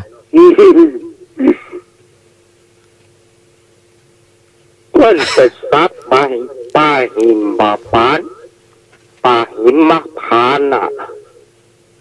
อยู่บน อยู่บนสวรรค์หรือว่าอยู่ในเมืองมนุษย์เรา ถ้าจิตอยู่บนสวรรค์ก็กะหา ใช่ค่ะถ้าเมืองสวรรค์มีป่าวะนะ โอ้อยู่เมืองไหนนั่น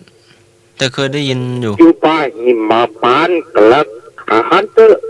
แต่สวรรค์ก็ว่ามโนโบเนอะ อ๋อนางกินอย่างนั้นก็ร้อนเนาะทุกวันนี้ก็ร้อนดีแล้วฝนตกแล้ว ครับ เจ้า ตีกันนะครับ เจ้าครับ โอ้เฉลยเลย ฮะ คนครึ่งนก คนครึ่งนก คนครึ่งนกอ่ะกินละเลีย คนครึ่งนก ครับ เฉลยเนี่ยนะ ที่มันเล่นน้ำสระในสระโนดาตะกะ เจ้า บินจากไปหิมบาปานมาเล่นน้ำคนครึ่งนก คนครึ่งนกเฉลยเนาะ ครับครับเสยมัน จะ คนครึ่งนก เจ้า ครับตีกันนะครับ โอ้ขอบใจ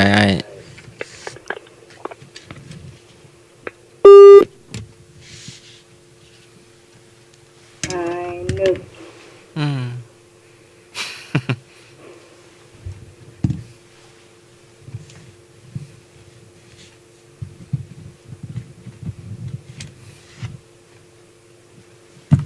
กินอะไรกินอะไร อยู่ในช่วงอะยังกับจุดๆเนาะ จ้ะแม่แดงก็บ่ค่อยสบาย อ๋อ หายไวๆกันแล้วกันนะเจ้า ทานยาหน้าไหมเนอะทานยาหมองเนาะ อะไปกินยาม่อง เขาจะที่หน้าไหมทานอ่ะ ยาสะเล่ง ยาแสลงคอภัยเลยไปทา ส น วัสดีครับผม เจ้า โอ้ไอ้หนุ่ม โดยอย่างที่อยู่ในสวนเป็นทหารแล้วมาเก็บไว้ในที่บ้าน2-3 วันแล้วเป็นพระครับ ว่าไหมเนาะไอ้ประตู โดยอย่างที่อยู่ในสวนแล้วเป็นทหาร แล้วเก็บมาไว้ที่บ้านแล้ว2-3 วันแล้วเป็นพระครับ เก็บไว้2-3 วันแล้วเป็นพระ ครับผม มะม่วงอะไร จอยเนี่ย โดยลูกอย่างที่อยู่ในสวนแล้วเป็นทหารนะแล้วเก็บมาที่บ้านแล้ว2-3 วันแล้วเป็นพระครับ ทหารพราน ไม่ใช่ครับ เป็นหน่วยเป็นลูกเนี่ยครับว่ากินเนี่ย ทหารรักษาพระองค์ เป็นลูกที่ ฮะ เขากินได้ เป็นผลไม้ครับ แต่เป็นพระ เป็นผลไม้ลูกใหญ่ก็เจ้า อันนี้ก็ครับ ลูกใหญ่ เป็น ก็ พระ มันเป็นเกือบเฉลยแล้วเฮ้ย หน่วยก็มันได้มาน้อยนะครับ ถ้าสมบูรณ์กับยายเหมือนกัน เป็นลูกแต่เป็นพระกะ เป็นลูกผลไม้เนี่ยครับ แต่ชื่อเป็นพระ มันลักษณะเหมือนท่าครับ สีมัน มะม่วงเหลืองอาราม ไม่ใช่ครับ มะม่วงสุก อยู่ในสวนเป็นทหาร แล้วตอนเรามาเอาไว้ที่บ้านเนี่ย2-3 วันแล้วเป็นพระครับ พระบิณฑบาตยามเช้า เดี๋ยว ไม่ เดี๋ยว พี่หนึ่ง สวนอยู่ ตอบ ใน ตัว ส ครับ วน พี่หนึ่ง เป็นทหารเออ พี่หนึ่งตอบตัวครับ มะม่วงอันนี้กินทานได้ก่อ ทำไมหมดครับ แต่นี่คือ อยู่ในสวนนั้นเป็นทหารนะ เป็นได้2 อย่างเนาะ พอมาอยู่ในบ้าน สี 2-3 เขียวอะครับอยู่ในสวนสีเขียว ถ้าตัดมาที่บ้านแล้ว2-3 วันแล้ว2-3 วันแล้วเหลืองเลย มัน เนี่ เป็ ย น คือใบละ เป็นมะม่วงหรือว่าเป็นผลไม้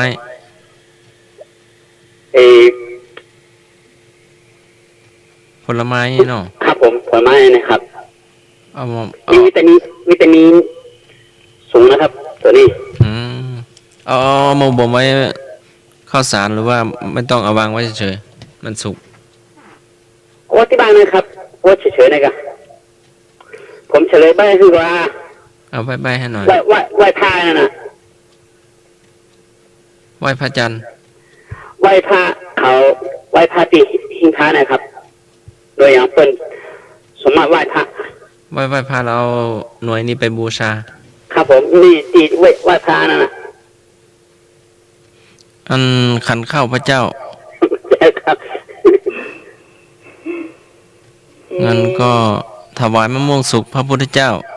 ไม่ใช่ครับผม ลิ้นจี่ลำไย นี่เป็นไหว้พระนะบางคนก็ไหว้ดิบบางคนก็ไหว้เหลือง ส้ม ไม่ใช่ครับ งั้นก็มันเปรี้ยวก่อนหรือว่ามันสุกแล้วหวาน สุกแล้วมันหวานครับ มันหน่วยกลมหรือว่าหน่วย ไปเออหนูเป็นแถวแล้วอะ ฮะ หน่วยเป็นแถวเลยครับ หน่วยเป็นแถว มันลูกกลมหรือว่าลูกวงรี กลมๆนะครับ เป็นแถวเลย ลูก ผ มัน มก็ สี มีสามเหลี่ยมก็มี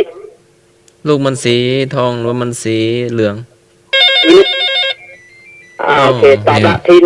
มีมาละ ให้มาช่วยตอบหน่อยเจ้า เจ้า ครับผม เจ้ากล้วย ครับผมถูกต้องนะครับคุยครับ ครับผม โอ้เก่งๆแม่มา ก็ กล้วย กล้วยเป็นมีอ่ะ อืม กล้วยอ่ะน้องไหม อยู่ในป่าเป็นทหาร เพิ่งมาไหว้พระตอนนกไม่ไหม้มันก็คือสีเขียวมันก็เวลามา2 วันมันก็เหลืองออกนั่นเนาะเพิ่นเอาไปไหว้พระนะ กล้วยบดชีเนาะ เจ้า กล้วยเนี่ยก็ได้กล้วยใต้กล้วยหอมกล้วยไข่กล้วยอันนั้นก็ อื ได้ ม กล้วย คำถามลึกลับเนาะ เจ้า อาจารย์ให้พระเจ้า เป็นท เนาะ หารนี่เป็นอะไร มันเป็นสีเขียวไงหมาย สีเขียวอยู่ในป่า สีเขียวมันก็สีเขียวในทหารมันเป็นชุดสีเขียว จะชุดสีเขียวเนาะ เจ้าอันนั้นทหาร พอไว้บ้านมันก็บ่มไว้มันก็สุก เป็นสีเหลือง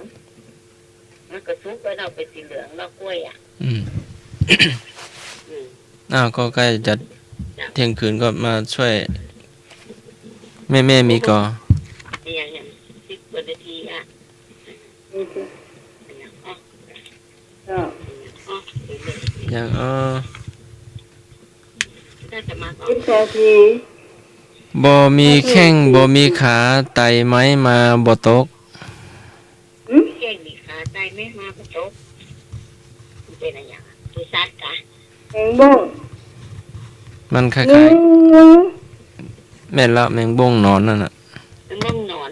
มันหนอน นอน เจ้าน อนไม่ไต่ไม้ได้ตัว งูก็บ่ตกหรอ นี่มันบ้งมันยังมีตะขา นี่ บอ นะ กเจ้า อันอย่างขา3 เต้าสำเภา3 ท้อง3 พี่น้องร่วมห้องเดียวกัน ตามแล้วก็ อันอย่างอันอย่างขา3 เต้าสำเภา3 ท้อง3 พี่น้องร่วมห้องเดียวกัน เป็นอะไรอย่างนะตกใจว่าของมีชีวิตก็ วันพระขึ้นจะมา โอ้ยกันเจ้าทั้ง3 แม่นละแม่ 3 พี่น้องเจ้า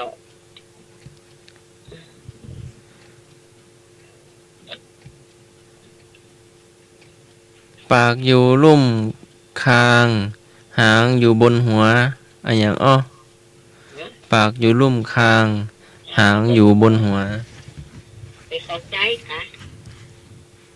มันเป็นของน่าจะเป็นดนตรีมั้งดนตรีหรือว่าเป็นอะไรเนี่ยเป็นของ เป็นเป่าอะกะเซกโซโฟนกะ เป็นดนตรีอะไรเป็น เป่า ของสมัยเก่า เซกโซโฟน ยัง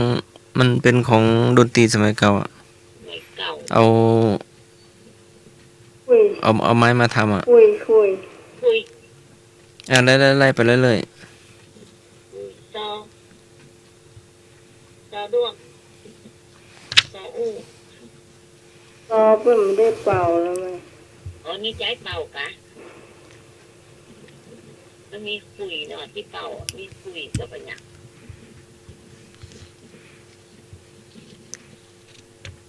ปัญญา คงยากมั้ง เนาะ หก กระดิ่งมาละฮัลโหล ครับผมไม่รีเดียนหรือเปล่าครับ ฮะ ไม่รีเดียนหรือเปล่า ไมลิเลียน ครับผมที่เป่าแล้วเปิ่นชอบเต็กไงฮะ จน เพลงอ่ะเพราะว่ามารีเดียนเนี่ย โอ้นาฮันจะมาก็เป็นคนอีสานเดี๋ยวจัดเฉลยเนาะ ครับผม ฮอกกระดิ่งไม้แบบ ครับผมเดี๋ยวท่านอาจารย์เฉลยแล้วผมอายุออฟผมมาแหมเลย เฉลยแล้วฮอกวงเล็บกระดิ่งไม้แบบ หอก ครับผม หอกงัวหอกควายน่ะก็ เจ้า แล้วก็ผมถามเนาะ เจ้า อายุออฟทหารนี่ลูกเนอะผลไม้นะครับ ทหารรักษาความสงบในตำรวจครับผมข้างในไม่ข้างในมาเป็นตำรวจข้างนอกเป็นทหารหน่วยอย่างอ้อครับผม หน่วยใหญ่หน่วยน้อย หน่วยใหญ่ครับ หน่วยใหญ่ ครับผม ข้างในเป็นตำรวจ ข้างในเป็นตำรวจข้างนอก ข้างในเป็นตำรวจครับข้างนอกเป็นทหาร เนาะ ส้มเขียวหวาน มัน มาแจ้ครับ มันข้างในมันเป็น หน่วยใหญ่เนอะ หน่วยใหญ่ สีข้าง ครับ ใน ผม อ่ะสีน้ำตาลอ่ะ ฟักมน มาใช่ครับ ข้างในสีน้ำตาลข้างนอกสี สีแดงครับทำไม ข้างในสีแดง ไม่ ครับนี่เฉลยนะใกล้ๆใกล้ๆแล้วนะ ข้างในสีแดง บอกกล้วยเต้ มาใช่ครับ สีเขียวข้างนอกสีเขียว ไข่ไก่ ไข่ โอ้ ไก่ ยอะไรนะเก็บเฉลยเลย สีน้ำตาลเนาะ ไข่ไก่เนาะ ข้างนอกตำรวจ ไข่เป็ด ข้างในเป็นตำรวจข้างนอกเป็นอะไรอย่างก็เหี้ย ทหารครับ ข้างนอกเป็นทหาร สีเขียวอะ สีเขียว ข้างในสีแดง สี สีแดงอีก มันกลมๆก่อนหรือว่ามันกระจายกันไป มันกระจายครับ มันเป็นลูกยาแล้วแหละ แล้วมันแดงทั้งลูกหรือว่ามันแดง เป็นลูกเลยครับ ทั้งลูก ข้างในนี่แดงทุกลูกเลย แตงโมแตงโม โอ้โหถูกต้องแล้วครับโอ้โหเอ้ยมัน โอ้ จะอู้ย เก่งเก่ง เก็บเฉลยนะ โอ้ เจ้า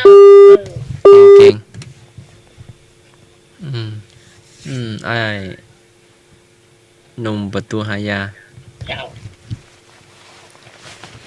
ช่วยกัน ไอ้ รูป บ่าว เลย เจ็ดยอดหายไปไหนเจ้ามีเสียงนี้แล้วโทรเข้ามาเนอะ ไอ้หนุ่มดอกแดงไอ้หนุ่มบ้านเท่โอ้ ไอ้หนุ่มเจ็ดยอด ไอ้หนุ่ม คำถาม ลุงเมิน จะนักเหมือนกัน ได้ นะ แม่ เจ้า ถามกันเด้อ มาปันกันนะ ชื่ออยู่ที่วัดตัวอยู่ในสวนใช่ชื่ออยู่ที่วัดตัวอยู่ในกาด ชื่ออยู่ในวัด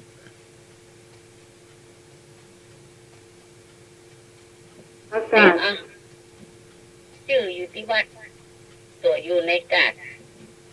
จี ฮะ ฟักมน จี ผัก แส ชี ดงว่าน้องใหม่เกินเจ้าลูกละเขาชี้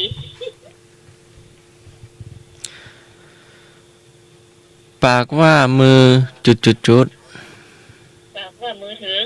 มือเติง มือตึงมือถึงนะเนาะ หมายถึงพอปากพูดมือก็จับเป็นลักษณะคน ปากไปกับมือไปตัวนะคะ เอาเปรียบทุกสถานการณ์ บอกว่ามือถึงเจ้า ต่อมานาดีเพิ่นบอละเป็นล้างโอ้บอกไปแล้วน่ะ ไม่ ของดีย่อมไม่มีใครทิ้งให้เปล่าประโยชน์ น้ำคว่ำบ่อเต็มจุด เต็มหาย เต็มหาย ๆเจ้าไม่นละสิ่งที่เสียไปแล้วยากที่จะคืนมาเหมือนเดิม นเต็ม ต่อมา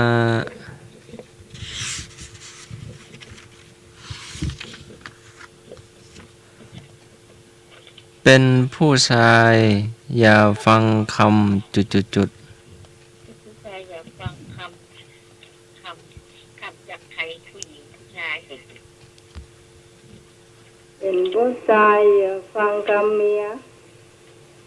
ครับมันเป็นอยู่ในศีลข้อวาจาคำพูดอะแต่ละ อืม จังกำสอเสียด จะจำไม่ละคำสอน กำสอ หมายถึงผู้เป็นผู้ชายไม่ควรหูเบาเชื่อง่าย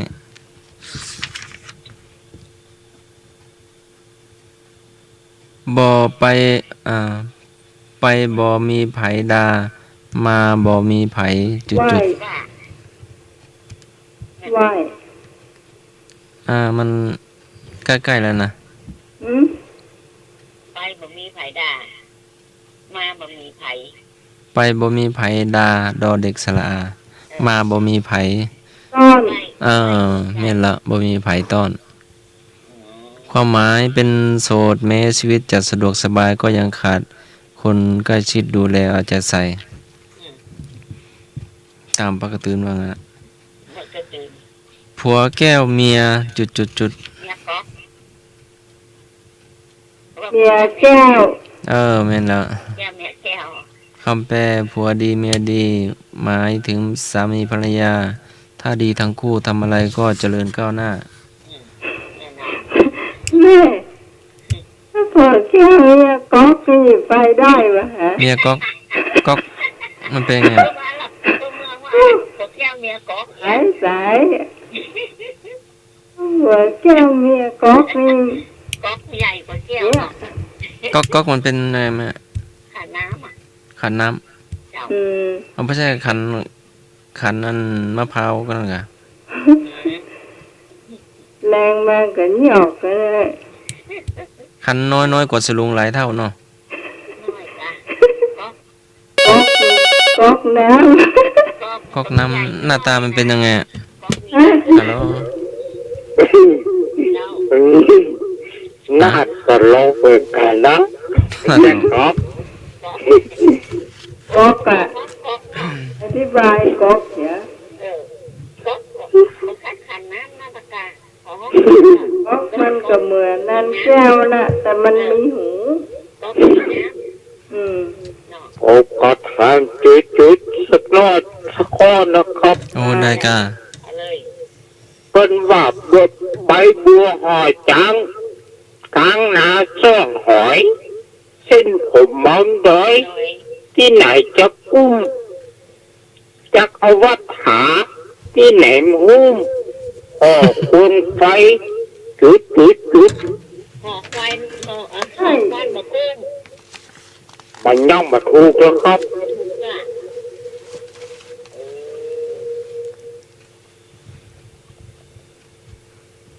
หอยังบอกกุ้ง ออกควันไฟ หอใบตอง จักเอาวัดหาที่ไหนมาหุ้มออกวันไฟเมียตอนสกค ออกควันไฟ ดอกมันไฟ เลี้ยงแมวไม่คุ้ม ำไปใจเย้ย มันเป็นข้าวนะ เออ มันเป็นกำข้าวมันจะต้อ ครั ง บ ต่ มา อ ข้างแต่ยาวหน่อยนี่เด้อ มันเป็นกำ ไป ข้า หั ว วหอจัง กลางนาซ่อนหอย อืม เส้นผมบังดอยที่ไหนจะกุ้งจักเอาวัดหาที่ไหนหุ้มออกควงไฟจุดเจ้าครับ ต่อ เป็น สกครับ ควันไฟ คำร้านนาแต่ๆเนาะคำข้าวร้านนาแต่ๆเลย ห่อควันไฟอย่างน่ะมันสองกำอ่ะ ต้อมส่งค เดียวสมอง หอก ำลัง ขน ขึ้น ไฟก็แล้วกำลังคิดกันเนอะ ควันไฟ ควันไฟ ไฟบนบ่ได้ น้ำตาไหลปก ำไปใจเย้ย ๆแสบตาเหรอ สมา เสียบตาควันไฟ มันเข้ากัน ฮะ มันมาขับกันหรอกมันเข้าขับกัน อะไรนะหอควันไฟ บิดกำข้ามนต้องคล้องจอง หอควันไฟ ไม่ได้ยินแต่ว่าห่อควันไฟ อ๋ มั อน กุ้ง ควันไฟจักหมด ย่องมาใจ มันสองก หอควันไม่มีกี่คำไอ้ ต้อมส่งค 2 ก ำครับ ำเอาตัวสักตัวมานำหน้าก่อน ว่าแหวนกับดอเด็กบอกเลย ำเมื่อแหวนเด็กว่าอะไรอย่างอ่ะ ออกควงไฟจุด พ่อแวนโดนเด็ก เมื่อแหวนกระโดดเด็ก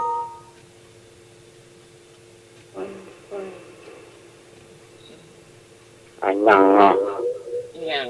นึก ว่าแหวนกับดอเด็ก ว่าแหวนมีสระมีไม่หันมีอย่างก็ มีมหานากาศ โอ้ มี ก็บอยนานก็ได้เจ้าไป วัดวา มาใจ เข้าวัดเข้าวา ไปใจเย็นมาคนละปลายละ จะเป็นอะไรอย่าง เดี๋ยววันดับ ยังมาใจอีก วันเดือนก็ไม่ใช่ ไปใจเย็น มีชีวิตก่อนหรือว่าเป็นธรรมะ การที่ตายอย่างแนมมันมีชีวิต ข้าว บ่มีชีวิตเนาะ มี แล้วมันอิงหามะหาโมก่อหรือว่ามัน มันคืออิงธรรมะธรรมโมถึงความข่าวอะนะ บอกว่าถูกเฮ้ย มันบ่มีชีวิตเนาะมันเป็น มามีชีวิต ศีลธรรมก็บ่ใกล้เนาะ ปัจจัย ได้อะ มันจับได้ก่อนอันตัวเนี้ยคำเนี้ย มันประพาสแต่ตา จับมาได้ครับ จับบ่ได้ อ่านได้แต่จับมาได้ มันเป็นตัวหนังสือเนาะ จับบ่ได้ ตัวหนังสือ เป็นตัวหนังสือ แต่ยังดีนะนึกอ่านข่าวได้นะ ไม่เนาะ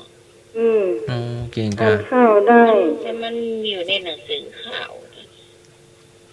จับบ่ได้ มันมีส่งตัวเนาะ วอดอ ว่าแหวนกับตัวเด็ก วอมันแตกย่อมา พ่อ จาก แหวนมีสระอุ วันดา มันยังปัจจัยเตี้ย วัดฝาหิน ไปอย่างปุ๋ยบอกให้กระเด้อ ใบ ว่าแหวนเสือไอ้ตัวเด็กเสือไอ้ ไว้ได้ ไว้ได้ถูกครับ อืม จักเอาวัดถาดที่แหนมหุ้ม อืม ออกคนไฟไว้ได้ เออ โอ้ มันเป็นจำข่าวอะไร จำข่าว ให้นึกอ่านแถมรอบ อืมทบทวน ร ซึ่ง อบ แล้ว เจ้า เนาะ ไปบัวห่อจาง ไว้บัว กลางนาซ่อนหอย อืม เส้นผมบังเลย หอย ที่ไหนจะกุ้ม จากไหนจะคุย จักเอาวัดถาดที่แหนมหุ้มออกคนไฟไว้ได้ อืมอันเนี้ยคือกรรมข่าว เออ เอาว่าจะรวดอำลา สังเกตเนี่ยเจ้า เจ้า เที่ยงคืน ข่าว พอดี นี่มันจะขึ้นลงขึ้นลงนะ ถ้าคนมาจ้างมาหุบมาได้เนาะ เอา อืม ถ้าคนอ่านมาจ้างก็ตึงมาจ้างเนี่ย เนาะ บุพูดแต่ว่าจะได้ว่าจะลงจะได้โดย บางทีเพิ่นก็ว่าคอยเฮือเฮาเหมือนกันนะ ว่าเขาเอาแต่ว่าเขาอ่านแบบมาจ้างก็มี เจ้า เจ้า ลวดลานเลยนะครับเนาะ เจ้า เจ้า เจ้า โอ้มา ค ได้ รับข้าววาสาก็ผ่านมา4-5 วันแล้วเนาะครับ เจ้า ขอให้สิ่งนี้สิ่งดีๆเข้าหาตลอดเด้อครับ เจ้าเช่นเดียวกันเนอะ มีแต่สิ่งดีๆเข้าหา ขอบคุณที่นึกเลยเนอะขอบคุณที่อวยพรน้ำไหมวันนั้นนะแต่ก็ต้องขอสมาตัวบางทีเนี่ย รับลูกไหมนะมันตึงบ่ไข่อู้นะบอกตามสื่อ ลมบดี โอ้ตึงบ่ มัน ไข่ ถึง อู้ มัน เท่า ถึง ไหร่ บอกว่าไผ เออ ลูกใหม่ดึงมาเขาอู้กับไผ รับอิ่มเนาะ ครับมารับอินเป็นสืมสือ ตึงลมบดีเนาะตึงไหนอ่ะเจ้า เบอร์นะกะเป็นบ่อู้ประจานะ มันถึงสืออยู่ แม่ละปกตินี่ก็หูอยู่ว่าน้องใหม่ได้จะเป็นคนอู้ย่อยแยบนะน้อง ครับ เจ้า ผมขอโทษเลยครับที่ผมไม่รบกวน ยังถ้าว่าอู้ประจานี่ก็แสดงว่า อันนั้น รับ รับ อีกแล้วเนาะ จ้า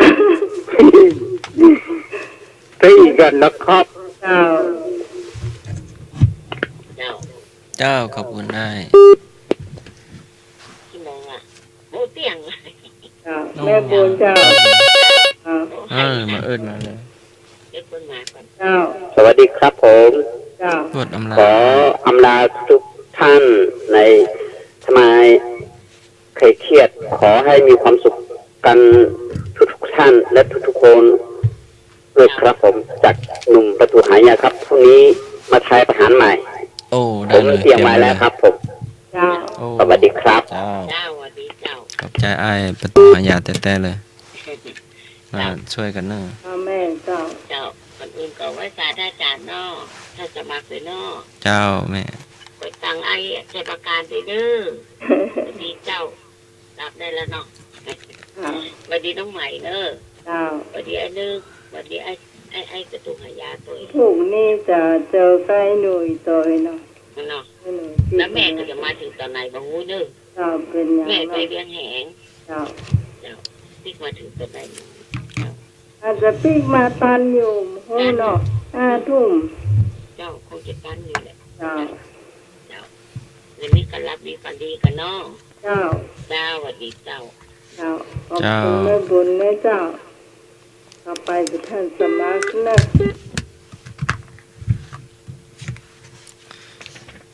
สุขังยาวะ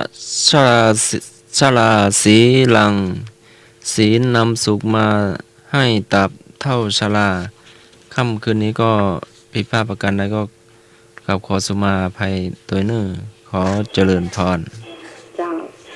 สำหรับวันนี้ก็ต้องขอบคุณคุณผู้ฟังทุกเสียงทุกสายที่มาช่วยกันจะรายการธรรมะไขเคลื่อนเฮาในค่ำคืนวันนี้นะเจ้า